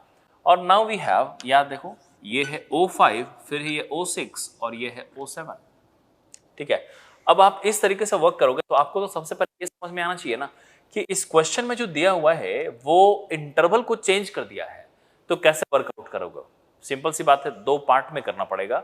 मैं O1 से लेकर के O5 तक कैलकुलेट करूंगा अलग से, क्योंकि D अलग है, और O5 से लेकर के O7 तक वो अलग से कैलकुलेट करूंगा और दोनों को जोड़ दूंगा। ठीक है, so what I can write this total area, A total is equal to A कहां से कहां तक, 1 to 5, A 1 to 5 प्लस अगला क्या है, A 5 to 7। अब आपको मालूम है कि A 1 to 5 में D1 की वैल्यू क्या लेके चलनी है, 5 मीटर, और A 5 to 7 में D2 की क्या वैल्यू लेके चलेंगे, 10 मीटर। ये इंटरवल। ठीक है, अब यहां से मेथड का नाम देखते हैं, कुछ लिखा है क्या क्वेश्चन में।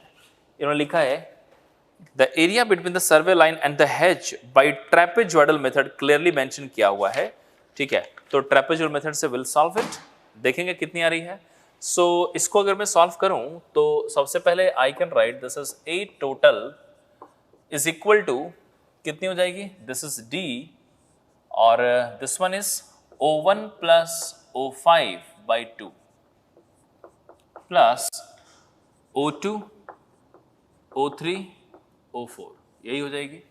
ठीक है, ये 1 to 5 वाली हो जाएगी, and plus this we can write D2, ये हो जाएगा D1 के कॉरेस्पॉन्डिंग, और D2 को कॉरेस्पॉन्डिंग कितना लिख सकते हो, this we can write this is O5 plus O7 by 2 plus O6, first plus last plus remaining, यही था ना, first plus last by 2 plus remaining.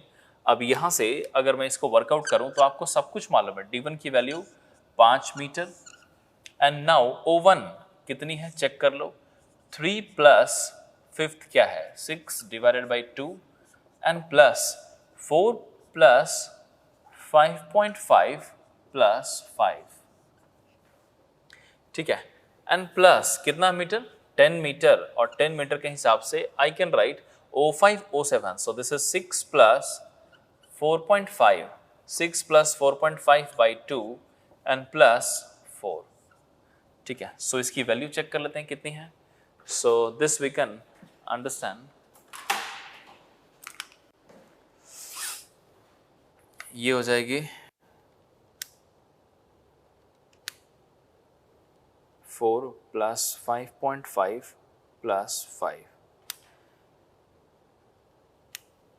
It is 95 metre square, और ये जो वैल्यू आ जाएगी 6 प्लस 4.5,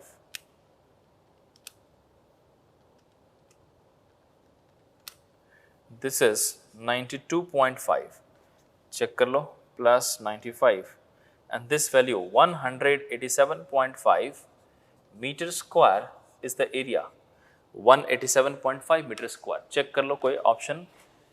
सो इस तरीके से we can work out, and you are getting 187.5 metre square as option B here. ठीक है, इस तरीके से कैलकुलेट करते हैं। अच्छा, इसी के बाद में जहां पे आंसर लिखा है एक बार वर्कबुक में देखना, एक क्वेश्चन नंबर 13 भी है। ठीक है, मुझे लगता है आप आसानी से वर्कआउट कर पाओगे। इसमें इरेगुलर इंटरवल दिया हुआ है, ठीक वही डायग्राम जो ट्रेपेजॉइडल मैंने आपको समझाया था कि ट्रायंगल बाय ट्रायंगल ट्रेपेजॉइडल एक एक करके कैलकुलेट कर लो, चेनेस दिया हुआ ए से डी का, और सबको ऐड कर लो, you will get the total area. ठीक है, सब मुझे लगता है ये सब आसानी से आप सॉल्व कर पाएंगे। ठीक है, सो इसको मैं यहीं पे स्टॉप करता हूँ। आई होप कि आपको ये एरिया का कॉन्सेप्ट समझ में आ चुका होगा। पहले आप इसे लिख लो, फिर हम लोग वॉल्यूम स्टार्ट करेंगे। So now do it, right it down.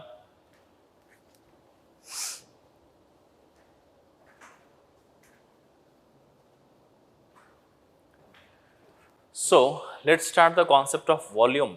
Area volume chapter देख रहे हैं हम लोग और इसमें एरिया सीख लिया आपने। सो अब हम लोग वॉल्यूम की तरफ आगे बढ़ेंगे।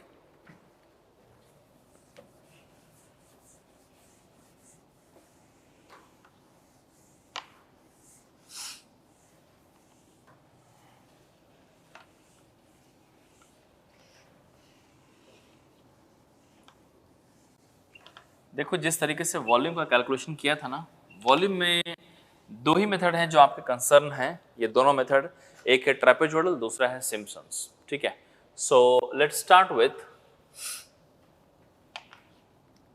First one here, volume calculation. Volume, और वॉल्यूम में सबसे पहले मैं मेथड वन दिखाता हूं। Method one, and this one is trapezoidal method.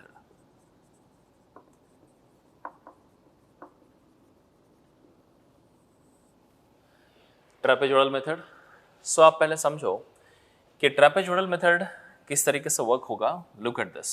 एक छोटा सा एग्जांपल ले लो।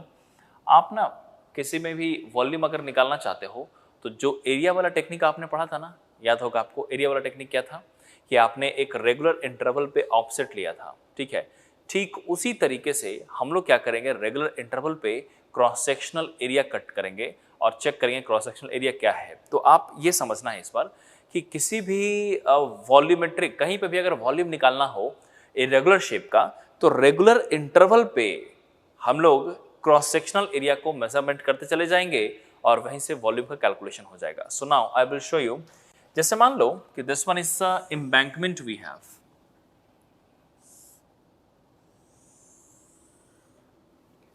ये कुछ ऐसा है एम्बैंकमेंट। Look at this.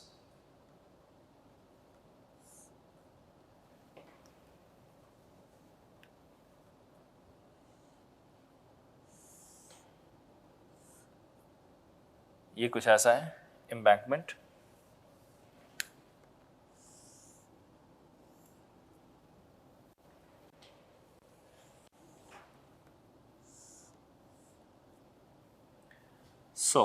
सबसे पहले आप यहां देखो कि ये है, ये हमने एक सेक्शन दिखाया आपको कट करके, और आप ना इसमें रेगुलर इंटरवल पे एक एक सेक्शन कट करते चले जाओ। तो मैं यहां से डी मीटर पे कट करके दिखाता हूं आपको।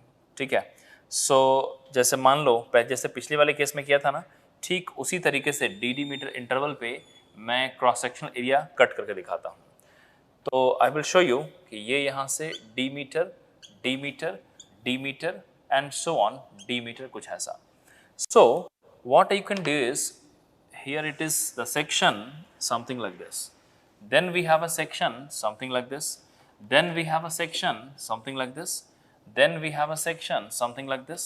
अब ये आप मान लो कि ये यहाँ से लेकर के यहाँ तक d मीटर, फिर यहाँ से लेकर के यहाँ तक d मीटर, फिर यहाँ से यहाँ d मीटर, फिर यहाँ से यहाँ d मीटर, और ये उसी तरीके से सो ऑन आगे की तरफ है। ठीक है, अब हम लोग करते क्या है कि आपके पास में ना डी मीटर पे अगर मैंने ये पता कर लिया कि ये वाला एरिया क्या है, cross sectional area eight section 1, तो मैं अभी जो नंबरिंग दे रहा हूं ना उसको सेक्शन नंबरिंग समझना।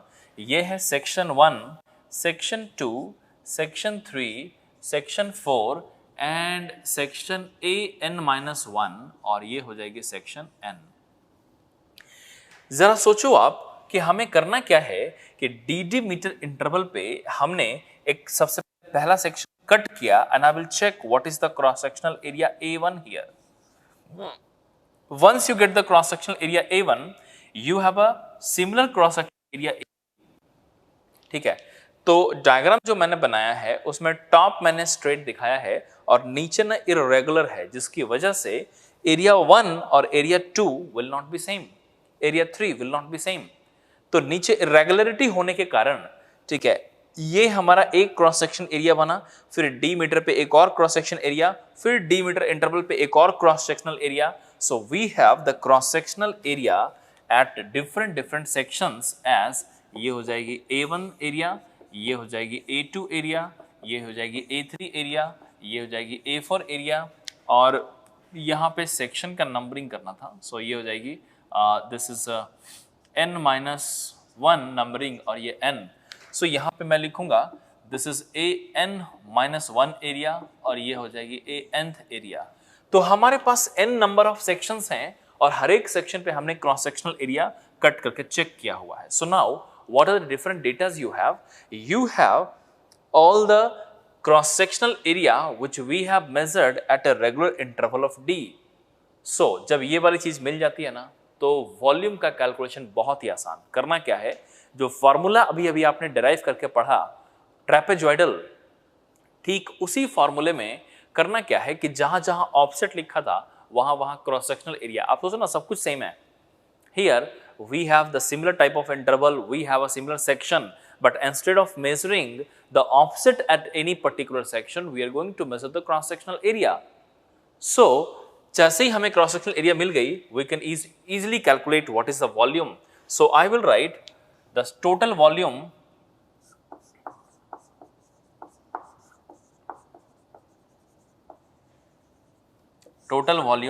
V total is equal to D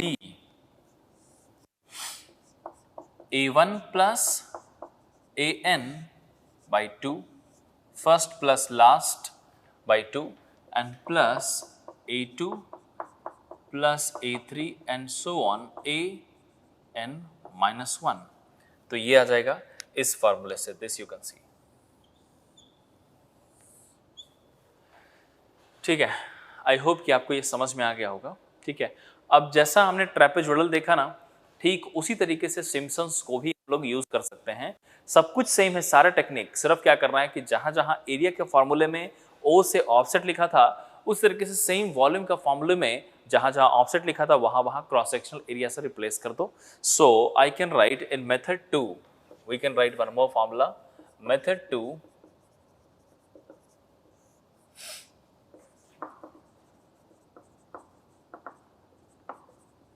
Simpson's rule, इसी को प्रिज्मोइडल रूल भी कहते हैं।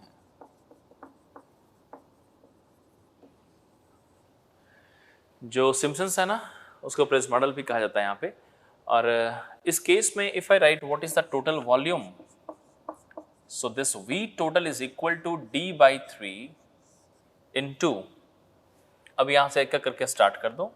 So this will be A1 plus AN plus 4 into A2 plus A4 and so on and plus 2 into A3, A5 and so on, something like this। तो आपके सामने यहाँ पे देखो प्रिज्मोइडल रूल जिसको सिम्पसन्स कहते हैं और ये कुछ ऐसा। सो हमारे पास मेथड 1 है और मेथड 2 है, आप देख सकते हो ये दो मेथड्स हैं। आप जिससे क्वेश्चन कहे उसके थ्रू हमें वर्कआउट कर लेना है। तो हम लोग वॉल्यूम का कैलकुलेशन इस तरीके से कर सकते हैं। आप देखो अगर ध्यान से सोचो ना तो ये फॉर्मूला वही है जो एरिया में आपने पढ़ा था, सिर्फ O को A से हमने रिप्लेस कर रखा है, दैट्स इट। ठीक है, अब यहाँ से आपको याद होगा कि जो सिम्पसन्स रूल थी उसमें एक लिमिटेशन भी था कि ऑड नंबर ऑफ ऑफसेट के साथ ही वर्क करता है, इवन के साथ वर्क नहीं करता है। वो लिमिटेशन यहाँ भी है। सो आपको ध्यान रखना है कि even if you are calculating the volume, the limitation of Simpson's will still be remain same here, that this will be valid only with the odd number of offset, and if you have even number of sections, even number of cross sectional areas, तो उस case में you will have to work out with you will have to work out up to the last odd section with Simpson and remaining volume will be calculated by trapezoidal। इसी तरीके से हम लोग workout करते हैं। ठीक है, तो आप अब इसको कंप्लीट कर लीजिए, फिर हम लोग इसके क्वेश्चंस को सॉल्व करेंगे। सो यहाँ से स्टार्ट करो, सॉल्व इसको कंप्लीट करो, then we'll start solving some problems।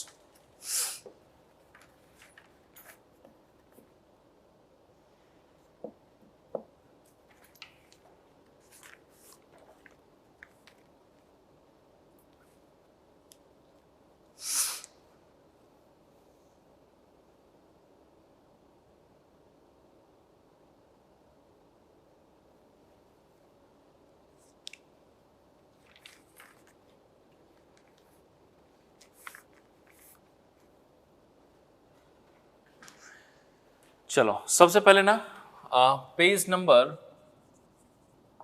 78 पे आ जाओ और क्वेश्चन नंबर 19 का आंसर करो। Question number 19, everybody now do it.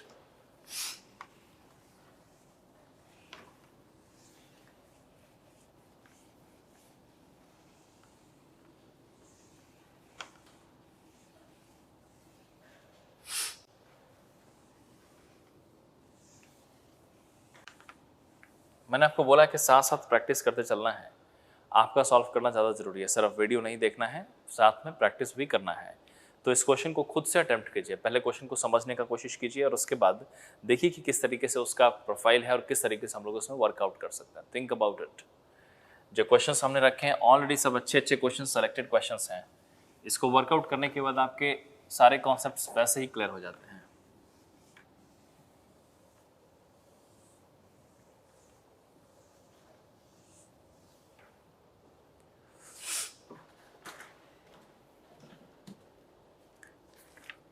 चलो यहाँ से मैं वर्कआउट करता हूँ। जिन लोगों ने अभी वर्कआउट नहीं किया, मैं फिर से बोल रहा हूँ कि वीडियो को पॉज करो और खुद से सॉल्व करो पहले, उसके बाद वीडियो कंटिन्यू करना। मैं सॉल्व करता हूँ। अब देखो, railway embankment is 16 metre wide. चलो ठीक है, with side slope 2 horizontal is to 1 vertical. तो ये रही रेलवे एम्बैंकमेंट। सबसे पहले तो रेलवे एम्बैंकमेंट की बात कर लेते हैं। ये है railway embankment. We are going to work out.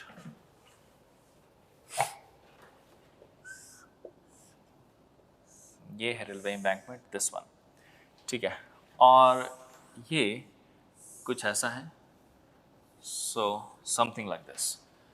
और हर एक का कुछ ऐसा लिख रखा है इन्होंने। कितने सेक्शंस हैं आप देखो, 16 मीटर वाइड दिया हुआ है, तो इसका मतलब ये टॉप विड्थ है 16 मीटर वाइड, ठीक है। जब भी दिया रहे ना तो याद रखिएगा 16 मीटर वाइड ये है, 16 मीटर टॉप विड्थ दिया हुआ है। With side slope, this side slope is also mentioned in the question. How much? 2 horizontal is to 1 vertical. वो भी हमने mention कर दिया। 2 horizontal है, 1 vertical है। Assume the ground to be level in the direction of transverse to the center line. Calculate the volume contained in a length of 100 meter. 100 metre total है। Trapezoidal Simpson's दोनों का use करना है और पूछा क्या गया है, the central height at 20 metre interval. Central height at 20 metre interval, ये जो h की वैल्यू है वो दी हुई है, ठीक है, यहाँ पे, ठीक है, अलग अलग 20-20 मीटर के इंटरवल पे। तो पहले तो ये बताओ, 100 मीटर है, लेंथ है 100 मीटर और 20-20 मीटर के इंटरवल पे वर्कआउट करेंगे तो कितने सारे सेक्शंस बनेंगे? 100 मीटर टोटल, 20-20 मीटर के इंटरवल, तो नंबर ऑफ सेक्शंस कितने हुए? कई सारे बच्चे इसको सोच रहे हैं कि अच्छा ये 20 मीटर पे है, 100 मीटर तो 5 सेक्शंस। गलत, 6 सेक्शन। स्टार्टिंग और एंड भी तो मिला रहे हो ना आप, ठीक है। सो आप देखो यहाँ पे, this is now this particular, ये हो गई 1, ये हो गई 2, 1 सेक्शन, 2 सेक्शन, 3 सेक्शन, 5 सेक्शन। और आप खुद ही देखो, अगर 5 सेक्शन सोचते ना आप, तो 5 सेक्शन सोचने पे कुछ ऐसा दिखाई देगा आपको। ये हो गया यहाँ से यहाँ 20, यहाँ से यहाँ 20, यहाँ से यहाँ 20, यहाँ से यहाँ 20, सेक्शन 1 2 3 4 5, 80 मीटर ही हुआ है। एक और भी आएगा। सो दिस इज, अब देखो हो गया ना 6 section. So this one is also 20।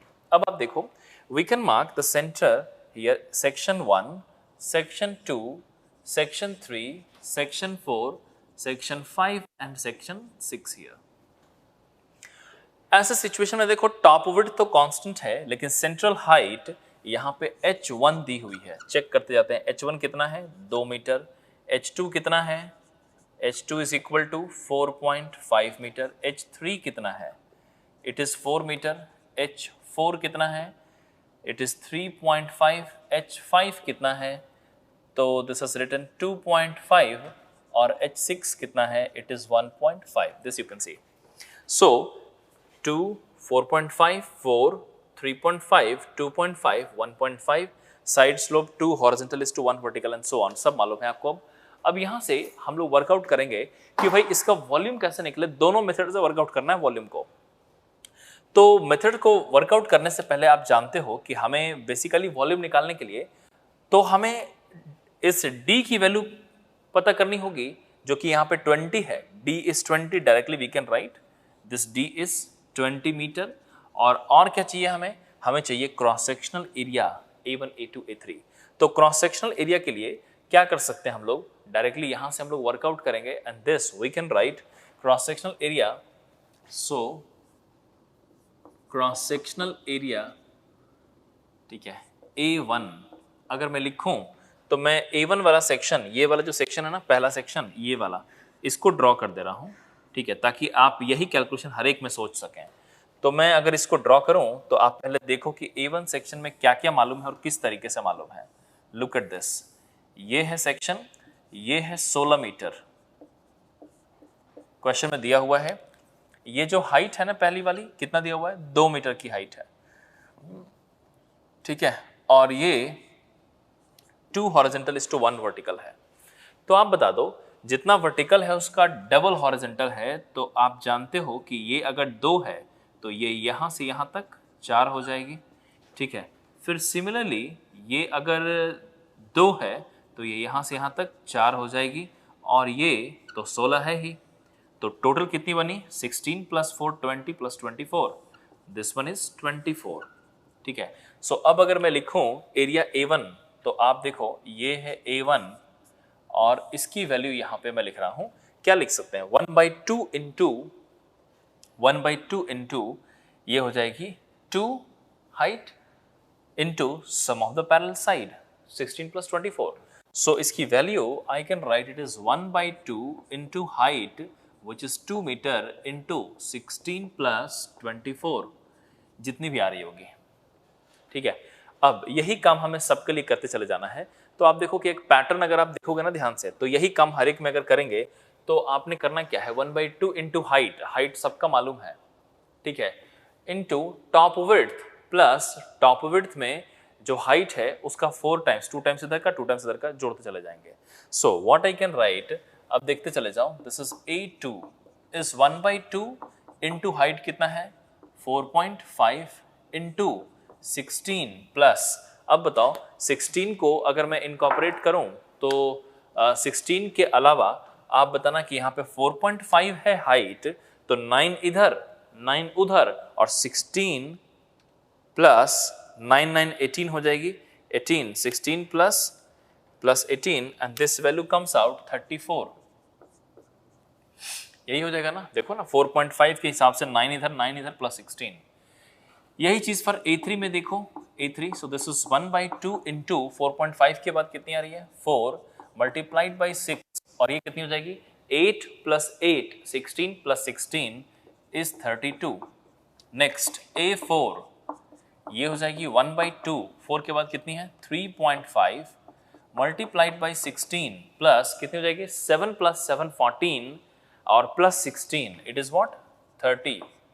Now we have A5 and this is 1/2, A5 पे कितना है 2.5 मल्टीप्लाइड विथ 16 प्लस 2.5 के कारण कितना हो जाएगा आप बताओ, 2.5 के कारण आ जाएगा 5 + 5 10 plus 16 that is 26, and the last is A6 and this is 1/2 into कितना आ जाएगा 1.5, 1/2 into 1.5 16 प्लस 1.5 का डबल कितना 3 + 3 6 and 6 + 16 is 22।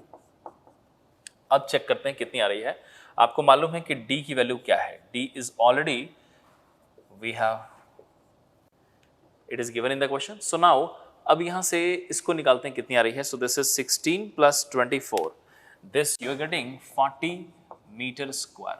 दूसरा देखें, so ये हो जाएगी 16 + 34 50 multiplied by 4.5 by 2, this is 112.5 meter square, this is 16 + 32 multiplied by 4 by 2, that is 96 meter square। next है 16 + 30 into 3.5 by 2, this is 80.5 meter square, this is 16 + 26 into 2.5 by 2, this is 52.5 meter square, and the last is 16 + 22 into 1.5 by 2, this is 28.5 metre square. आप देखो हर एक चीज calculate हो चुका है अभी, अब हमें ना सिर्फ 2 मेथड्स का यूज करना है। तो मैं आपसे ये पूछता हूं, ये क्वेश्चन में अगर ध्यान से देखो तो कितने नंबर ऑफ सेक्शंस बने 6, तो क्या हम लोग ट्रेपेजोइडल को डायरेक्टली लगा पाएंगे, कोई प्रॉब्लम नहीं है, लेकिन क्या सिम्पसन्स डायरेक्टली लगा पाएंगे, आंसर नो। तो क्या टेक्निक है अब मैं आपको यहाँ पे समझाता हूँ, दिखाता हूँ। सबसे पहले चलते हैं क्वेश्चन में दोनों मेथड का जिक्र किया है, so we will start with method 1। और मेथड 1 से स्टार्ट करें तो सबसे पहले you have trapezoidal rule.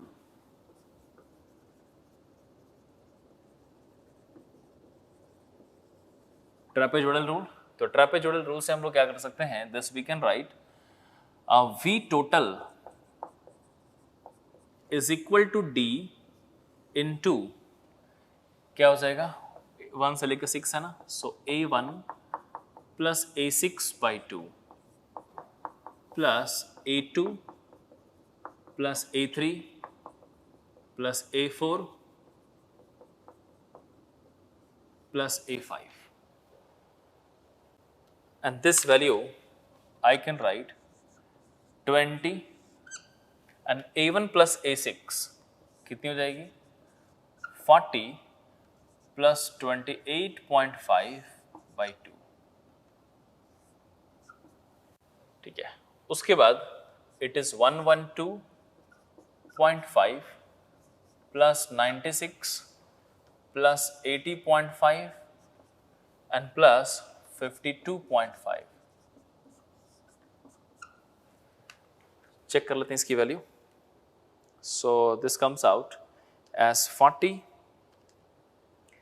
Plus 28.5 by 2 plus 112.5 plus 96 plus 80.5 plus 52.5, this multiplied by 20, and this we are getting at 7515 meter cube as the volume of embankment। देखो यही पूछा गया था क्वेश्चन में, तो आपने अभी कैलकुलेट कर लिया कि वॉल्यूम ऑफ एम्बैंकमेंट कितनी आ रही है, 7515 मीटर क्यूब। तो इस तरीके से आप वर्कआउट करते हो वॉल्यूम के लिए ट्रेपेजोइडल में। ठीक है, इस क्वेश्चन के थ्रू, और एक और भी क्वेश्चन आपने एरिया का भी किया था, तो उससे ट्रेपेजोइडल क्लियर हो चुका होगा। अब जरा दिखाता हूँ सिम्पसन्स का।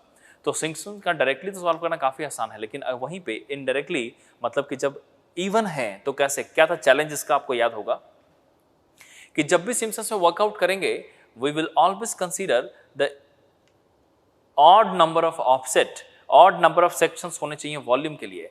तो आप बता दो यहाँ पे कितने हैं, 1 2 3 4 5 6 तक दिया हुआ है, तो ये तो इवन है। तो इसका रूल क्या होता है कि लास्ट ऑड तक हम लोग सिम्पसन्स लगाएंगे और जो बचा हुआ है उसके लिए हम लोग ट्रेपेजोइडल लगाएंगे। तो वो वाला कॉन्सेप्ट मैं आपको यहाँ पे इस क्वेश्चन के थ्रू दिखाता हूँ।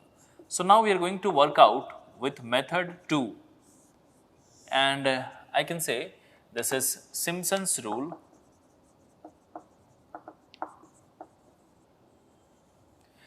Simpson's rule, and this is volume total is equal to volume 1 से लेकर के 5 तक Simpsons। ठीक है, वॉल्यूम 1 से लेकर के 5 तक Simpsons एंड प्लस वॉल्यूम 5 से लेकर के 6 तक जो आखिरी बचा है वो ट्रेपेजोइडल। ठीक है, कुछ ऐसा है। सो अल्टीमेटली आपको समझ में आना चाहिए कि भाई यहाँ पे सिम्पसन्स रूल तो कहा है, लेकिन हम लोग पूरा ही सिम्पसन्स से वर्कआउट नहीं कर पाएंगे क्योंकि लिमिटेशन है मेथड का, ऑड नंबर ऑफ सेक्शंस के साथ ही वर्क करेगा। तो ऑड तो 5 तक ही आया, जो छठा है 5 से 6 के बीच का उसको ट्रेपेजोइडल से, यही बताया था ना हमने आपको कि लास्ट ऑड तक सिम्पसन्स लगाएंगे और जो रिमेनिंग है that will be calculated by the trapezoidal. So अब उसको यहाँ पे अगर मैं फॉर्मुलेट करूँ, सो आप देखो this is D/3 and we can write this is A1 plus A5, first plus last इसके लिए, and plus 4 into even मतलब A2 plus A4 and plus 2 into odd that is A3। ये हो जाएगा रिलेशन, and plus अब यहाँ पे this is plus 5 6 के लिए क्या लिखेंगे, it is D and this is A5 plus A6 by 2। ठीक है, ट्रेपेजोइडल का रूल लग गया। अब यहाँ पे we just need to put the value, we'll get the answer। So this is 20/3 multiplied with A1 plus A5 कितनी बनी, 40 plus फिफ्थ नंबर कितनी है, 52.5। It is 50 plus 4 into A2 plus A4 है, तो A2 की वैल्यू हो जाएगी this और A4 की वैल्यू यहाँ पे। सो this I can right 4 into A2 हो जाएगी 112.5 एंड प्लस A4 80.5, ठीक है, and plus 2 into A3, so 2 into A3 is 96, so this is 96 and plus D तो 20 मीटर है, ठीक है, और उसके हिसाब से A5 and A6 I can right 52.5 plus A6 28.5 by 2, 52.5 plus 28.5 by 2। अब यहाँ पे ना इसको सॉल्व कर लेते हैं कितनी आ रही है। So let's calculate, it is 40 plus 52.5, this is 40 plus 52.5 plus 4 into 112.5 plus 80.5 plus 2 into 96. This comes out as this value multiplied by 20 by 3. This value is basically 7043.33 plus 7043.33 आ गई है, और उधर से देखो तो वो आ रही है this is 52.5 plus 28.5 multiplied by this, and this we are getting 810. So the final, ये जो निकल के आई सिम्पसन से और ये आ जाएगी ट्रेपेजोइडल से, तो इन सबको जोड़ दो। So this we are getting 7043.33 and plus 810 we are getting this 7853.33 metre cube as answer। ये देख लो। So I hope कि आपको ये समझ में आया होगा, ठीक है। इस तरीके से वर्कआउट करते हैं हम लोग सिम्पसन्स में, ट्रेपेजोइडल में, वॉल्यूम कैलकुलेशन के लिए। तो आप पहले इसको कंप्लीट कर लो, लिख लो बोर्ड से, फिर हम लोग अगले क्वेश्चन पे चलेंगे। कंप्लीट कीजिए इसे।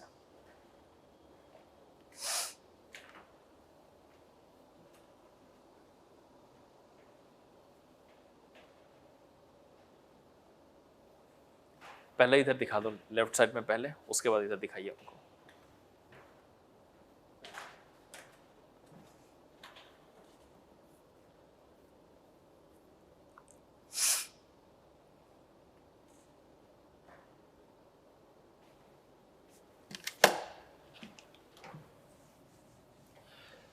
अभी हम लोग ने क्वेश्चन नंबर 19 सॉल्व किया था। अब मैं आपको दे रहा हूं क्वेश्चन नंबर 18। 19 के बाद 18 सॉल्व करो, ठीक है। क्वेश्चन समझने का ट्राई करना, ये काफी अच्छा क्वेश्चन है, ठीक है। सिविल सर्विसेज ये सब में आया हुआ क्वेश्चन है ये, ठीक है। दिस क्वेश्चन नंबर 18 अटेम्प्ट कीजिए। Read the question and try to understand, visualise the shape of the volume. कैसा शेप है उसको विजुअलाइज कीजिए और उसके बाद वर्कआउट करके आंसर रिपोर्ट करो कितनी आनी चाहिए।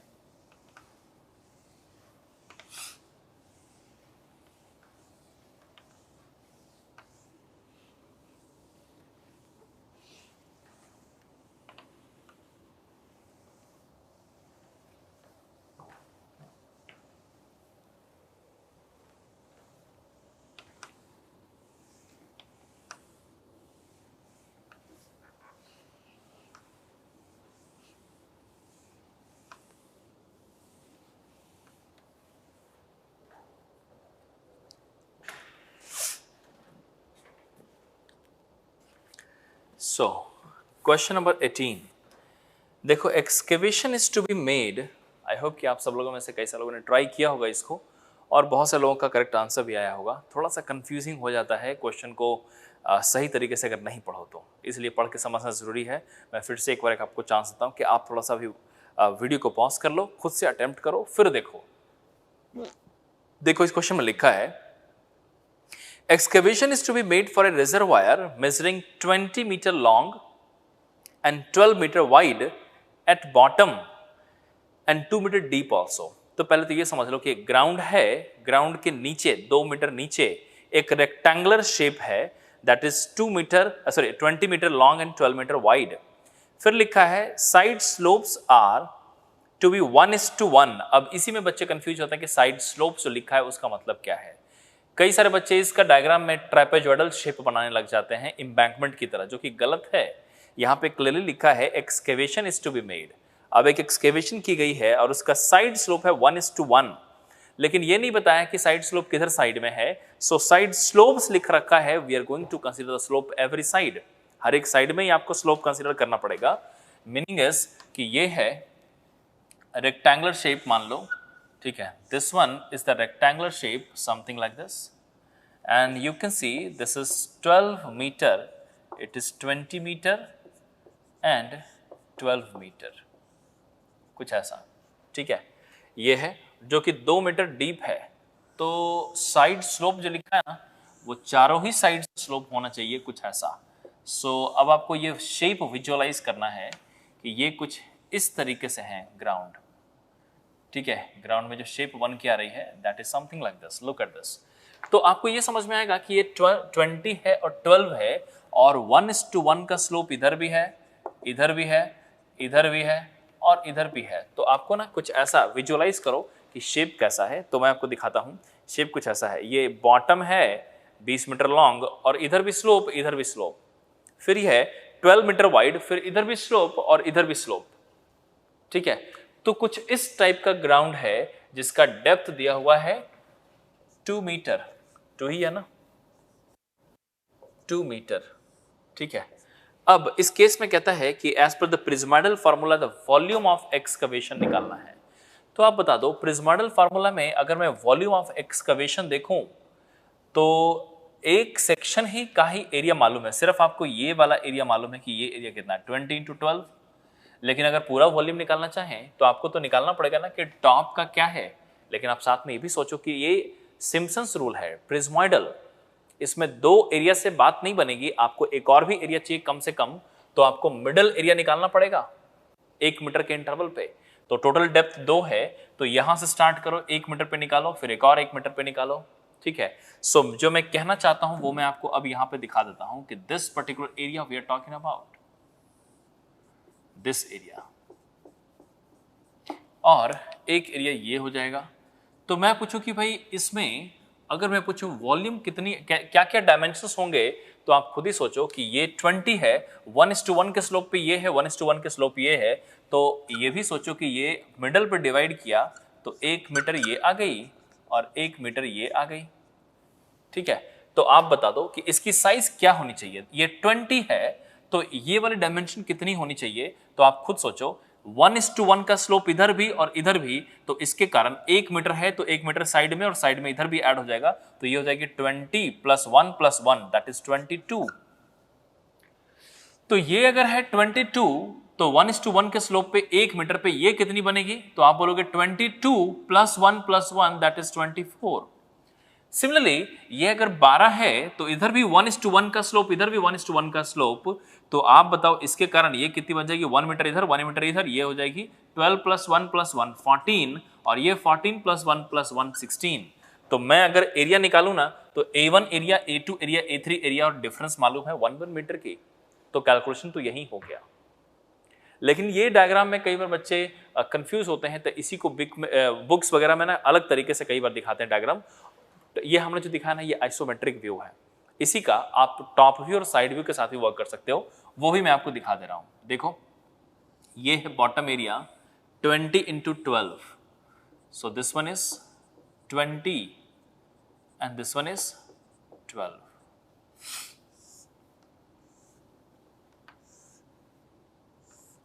कुछ ऐसा। सो नाउ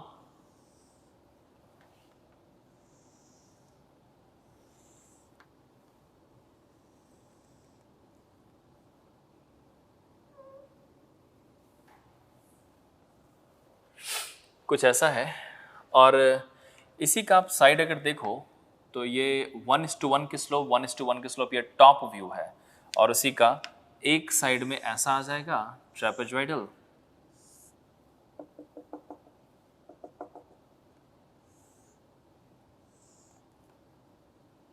ठीक है, और एक साइड में ये।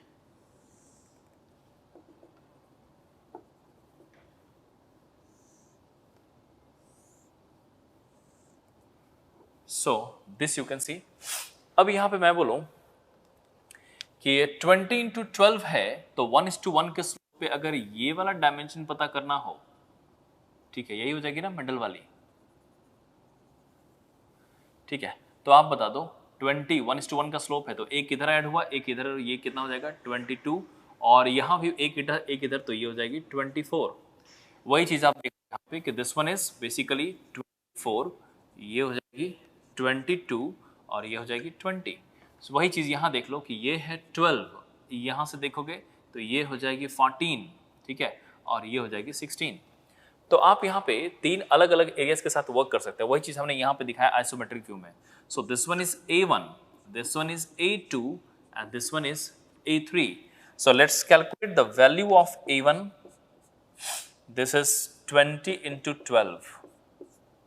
A2, this is 22 into 14, and A3, that is 24 into 16। ये कुछ ऐसा है, और आपको मालूम है कि D की वैल्यू अब 3 पार्ट में डिवाइड करने के बाद 1 मीटर की हो गई है, ठीक है। तो यहाँ से इसकी वैल्यू हम लोग वर्कआउट करेंगे, देखेंगे इसकी वैल्यू कितनी आ रही है। सो दिस इज 20 into 12, ये आ रही है 240 मीटर स्क्वायर। इसको देख लो 22 into 14, 308 मीटर स्क्वायर, और ये हो जाएगी 24 into 16, this is 384 metre square. तो मैं पूछूं वॉल्यूम कितना होगा, तो आप डायरेक्टली लिख सकते हो this is D/3 into A1 plus 4 into A2 and plus A3।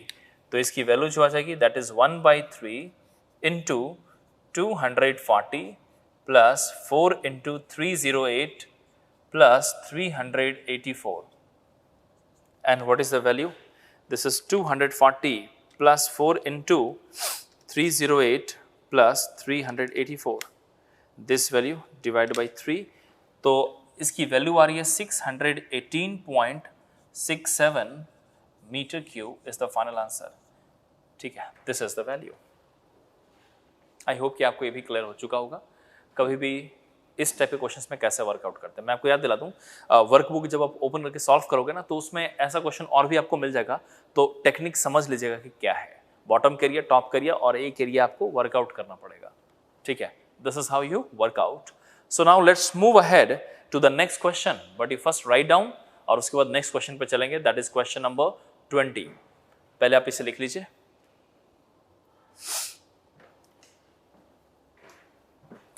अब स्टार्ट करो क्वेश्चन नंबर 20 को, क्वेश्चन नंबर 20 स्टार्ट करो।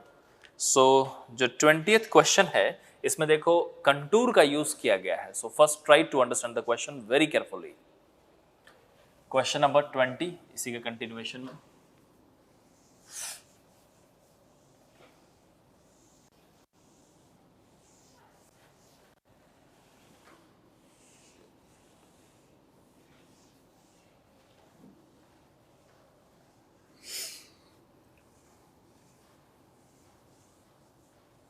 Read question number 20. It is very good question.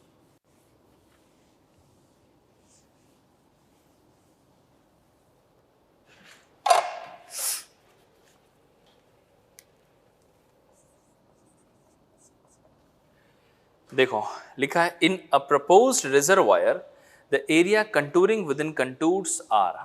In a proposed reservoir the area contouring within contours are.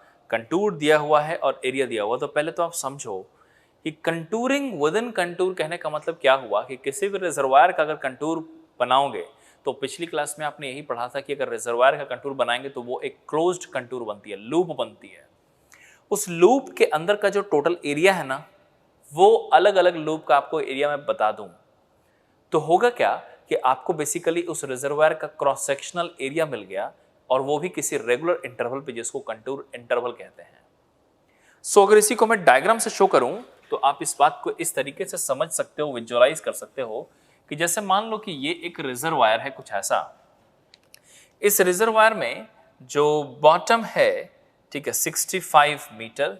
सो ये रही 65 metre RL, ठीक है। फिर है 70 मीटर RL, फिर है 75 मीटर RL, फिर है 80 मीटर RL, फिर है 85 मीटर RL, फिर है 90 मीटर RL, फिर है 95 मीटर RL, और फिर है this you can see 100 metre RL।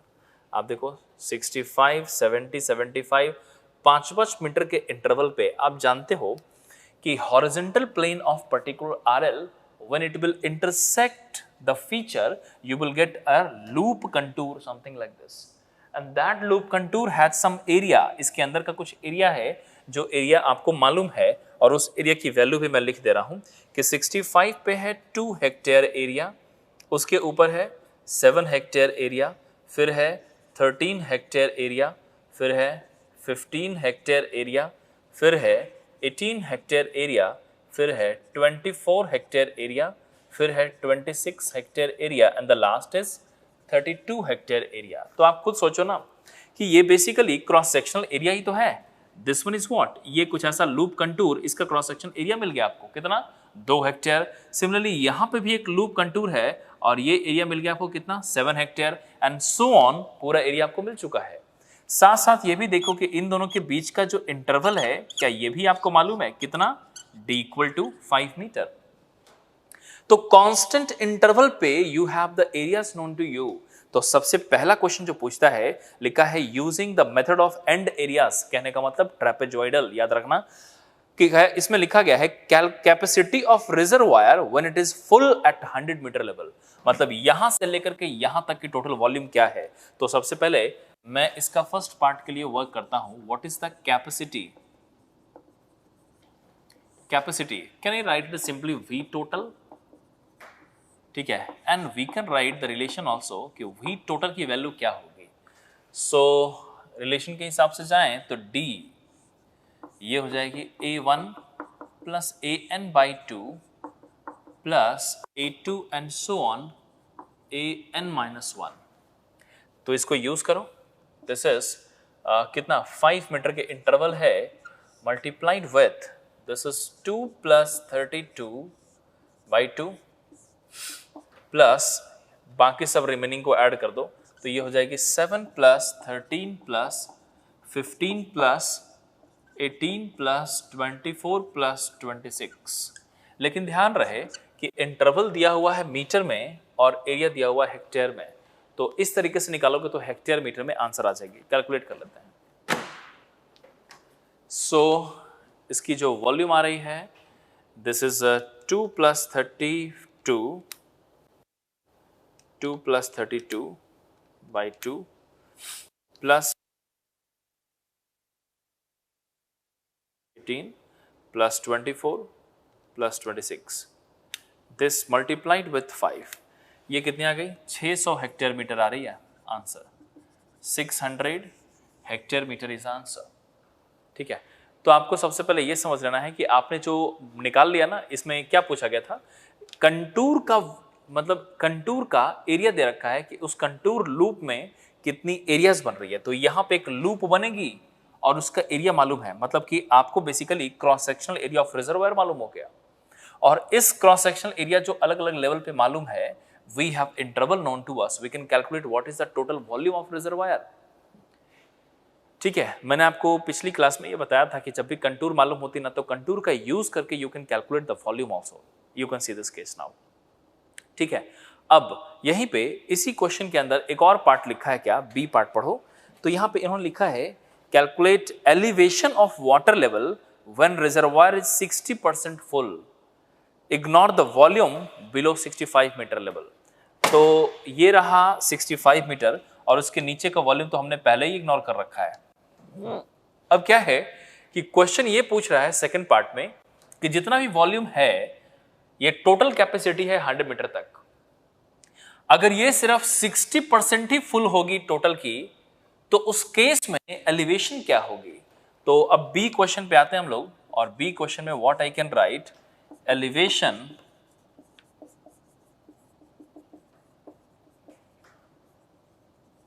Of water level when 60% full, ये चाहिए आपको। तो इस चीज को कैलकुलेट करने के लिए सबसे पहले निकालेंगे कि वॉल्यूम 60% है क्या, volume which is 60%, can I write it is 0.6 into total capacity, कितनी हो जाएगी 600। तो ये बेसिकली बन गई 360 हेक्टेयर मीटर। आप देखो टोटल वॉल्यूम का 60% इज 360 हेक्टेयर मीटर, तो बेसिकली 360 हेक्टेयर मीटर है।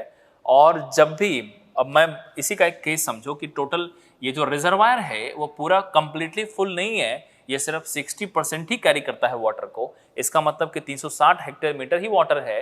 तो उस समय जब 360 हो चुकी होगी तो इसकी वाटर की एलिवेशन क्या होगी, निकालोगे कैसे? अब जरा सोचो। इसी के लिए मैं फिर से सजेस्ट करता हूं, pause the video, think about it, खुद से सॉल्व करो और उसके बाद कंटिन्यू करो। निकालोगे कैसे? तो इसका टेक्निक क्या है? टेक्निक सिर्फ इतना ही है कि हम लोग क्या करेंगे, इंडिविजुअली वर्क करना चालू कर देंगे। वॉल्यूम में वैसे ही इंडिविजुअली वर्क करेंगे जो मैंने आपको डेरिवेशन के टाइम पे ट्रेपेजोइडल में दिखाया था। तो एक काम कर सकते हैं क्या कि I will calculate what is the volume in between 65 to 70। Similarly, can I calculate what is the volume in between 70 to 75? Similarly, I will calculate what is the volume in between 75 to 80। एक एक करके ना इस वाले volume को देखो कितना है, V1, फिर ये V2, V3, V4, V5, V6, V7, इन सब V1 प्लस V2 से लेकर V7 तक जोड़ दें तो 600 आनी चाहिए। अब क्या करेंगे कि हम लोग चेक करते जाएंगे कि V1 V2 जोड़ करके कितनी आरएल तक पहुंची है, कितनी वॉल्यूम, उसके बाद V3 तक जोड़ के कितनी आरएल तक कितनी वॉल्यूम पहुंची, फिर देखेंगे V4 जोड़े तो 85 आरएल तक कितनी वॉल्यूम पहुंची, और वहीं पे चेक करेंगे कि 360 कौन से दो के बीच में लाई कर रही है, फिर linear interpolation will be done simply. ठीक है, सो अब इसी को रिलेट करता हुआ हम लोग क्या करेंगे, एक मैं टेबल बनाता हूं जिसमें मैं एक एक करके इंडिविजुअल वॉल्यूम को शो करूंगा। So, इसी के corresponding I am going to calculate now through one table.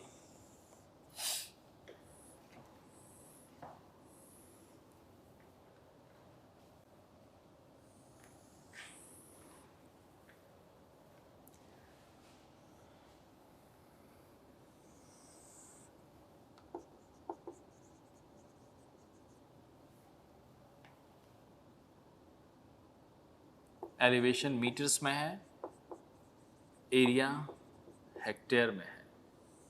पहले इसको लिख लेते हैं। सो ये है कुछ यहाँ से 100, 95, 90, 85, 80, 75, 70 एंड 65, यही है। सो यहाँ तक we will work out first. हम लोग करने क्या जा रहे हैं, हम लोग एक एक करके स्ट्रिप वॉल्यूम निकालेंगे एंड फिर इसका क्यूमुलेटिव वॉल्यूम लिखेंगे कि कितनी आ रही है। ठीक है, और उसके हिसाब से you will get the complete idea how to calculate this. So इसकी एरिया जो है हेक्टेयर में, दैट इज 2, 7, 13, 15, 18, 24, 26 एंड 32। अब एक काम करते हैं, इसका एवरेज एरिया पहले निकालते हैं। सो this I can right average area. Average area कहने का मतलब ये हो गया, this is 1/2 A1 plus A2। ये निकाल लो। तो किसको किसको एवरेजिंग कर रहे हैं वो भी देखते चले जाओ। सो ये है 7, ये है 2। Can I right 7 + 2 9/2 4.5। ठीक है, सिमिलरली 13 + 7/2, तो ये हो जाएगी 13 + 7 20/2, दिस इज 10। फिर 15 + 13/2 ये हो जाएगी 14। 18 + 15/2 ये हो जाएगी 16.5। 24, 18 ये हो जाएगी 21, ये हो जाएगी 25। 32, 26/2 ये हो जाएगी 29। ठीक है, इस तरीके से हम लोग वर्कआउट कर चुके हैं। अब क्या करेंगे, स्ट्रिप की वॉल्यूम निकालेंगे। ठीक है, अब यहीं पे I will write here volume of strip. Volume of strip ये निकालें तो इसकी वैल्यू क्या हो जाएगी, 1/2 into D into A1 plus A2। तो आप यहीं पे बता दो, इसी बात को ऐसा लिख देते हैं कि जो एवरेज एरिया निकाला है that multiplied by D. So D into A1 plus A2/2, कुछ ऐसा। तो आपने अभी अभी जो निकाला ना एवरेज एरिया, आप जानते हो ना कि ट्रेपेजॉइडल में अगर मैं वॉल्यूम निकालना चाहूँ तो करना क्या है, एवरेज एरिया, ठीक है, मल्टीप्लाइड बाई उन दोनों के बीच की हाइट। तो वही तो कर रहे हैं हम लोग, ये एवरेज एरिया है, उसको मल्टीप्लाई करें तो 4.5 इंटू डी की वैल्यू कितनी थी, 5 है। सो आई विल राइट, ये कितनी हो जाएगी, दिस इज 22.5, यही हो जाएगी ना, 4.5 multiplied by 5, 22.5, 10 into 5 that is 50, 14 into 5 70, 16.5 into 5 82.5, 21 into 5 105, 25 into 5 125 and 29 into 5 that is 145। इस तरीके से अब आप खुद ही देखो ना कि हर एक स्ट्रिप का वॉल्यूम आपको मिल चुका है। मैं पूछूं कि 65 से 70 के बीच में कितना वॉल्यूम, तो आप बोलोगे 22.5। 70 से 75 के बीच में कितना वॉल्यूम, तो आप बोलोगे 50। 75 से 80 के बीच में कितना वॉल्यूम, 70। और हर एक का वॉल्यूम आपको मिल चुका है। अब मैं क्या करूंगा, सिर्फ क्यूमुलेटिव करता चला जाऊंगा बॉटम से टॉप की तरफ, और उसमें देखेंगे कि किस आरएल के कॉरेस्पॉन्डिंग कितनी वॉल्यूम बनी है total. So this we can write cumulative volume bottom to top,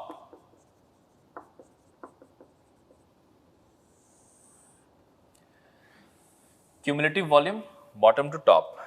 तो इसको ऐड करते चले जाओ, ये है 22.5, तो ये हो जाएगी 22.5। बॉटम से टॉप की तरफ देखें तो डायरेक्शन ये है हमारा, देख लो। अगर ये कैलकुलेशन करेक्ट है ना, तो सब जोड़ करके टॉप में कितना आना चाहिए, 600 जो कैपेसिटी निकाला था।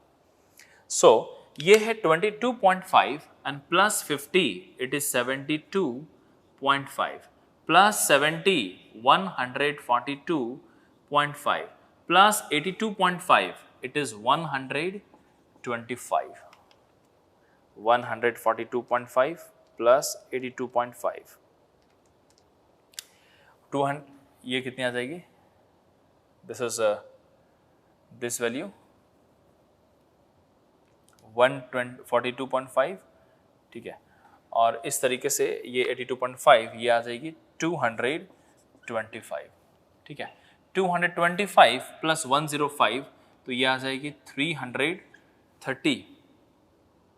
330 प्लस 125, ये आ जाएगी 455 एंड 455 प्लस 145, ये हो जाएगी 5, ये हो जाएगी 600। आप देखो सेम आ गई ना। यही होता है कि जब भी आप कैलकुलेट करोगे ना, तो आप बॉटम से टॉप तक यही सेम आ जाएगी। तो आपको आपके पास में यहाँ पे एक्चुअली कंप्लीट डिटेलिंग मिल चुका है। सबसे पहले आपने ये निकाला था कि टोटल वॉल्यूम क्या है, और अभी आपको ना एलिवेशन वर्सेस वॉल्यूम का आइडिया लग गया कि एक तरफ है एलिवेशन और एक तरफ है वॉल्यूम। आपको पूछा क्या गया था कि व्हेनेवर रिजर्वायर इज 60% फुल, मतलब कि 360 हेक्टेयर मीटर जब हो जाएगी वॉल्यूम, उसके कॉरेस्पॉन्डिंग एलिवेशन क्या होगी। तो जरा चेक करते हैं कि 360 कौन से दो डेटा के बीच में लाई करती है। आप यहां से देखते चले जाओ, दिस आप देखो इन्हीं दोनों के बीच में कहीं पे 360 लाई करती है क्या, 360 हेक्टेयर मीटर। सो यहां पे 360 हेक्टेयर मीटर है, और उसके कॉरेस्पॉन्डिंग आप देखो ये 330 उससे नीचे, 455 उससे ऊपर, और इसके कॉरेस्पॉन्डिंग जो एलिवेशन आ रही है, आप देखो यहां पे you have elevation 95 and 90, 330 corresponding 90 and 455 के कॉरेस्पॉन्डिंग 95।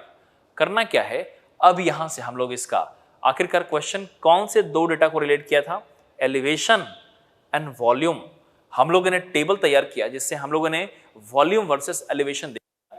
तो अब यहां से किसी भी वॉल्यूम के कॉरेस्पॉन्डिंग एलिवेशन को निकाला जा सकता है। You just need to do the linear interpolation. So आप देखो इसी को मैं यहां पे लिख देता हूं। अब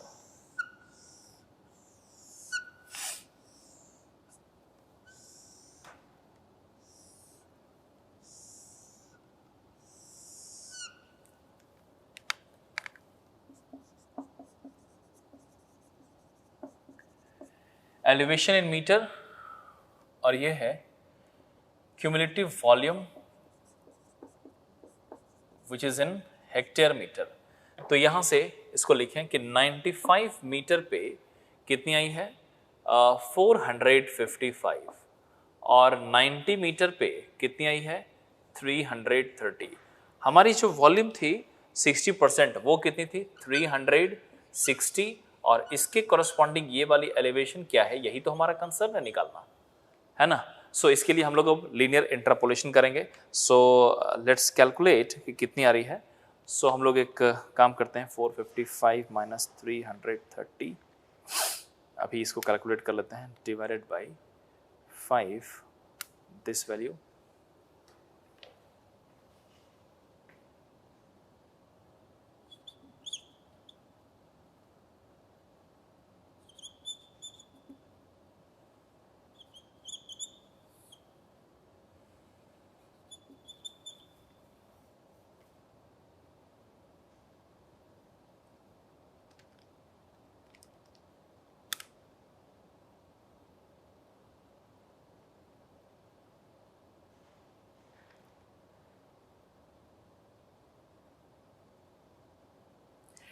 this value is exactly coming 91.2।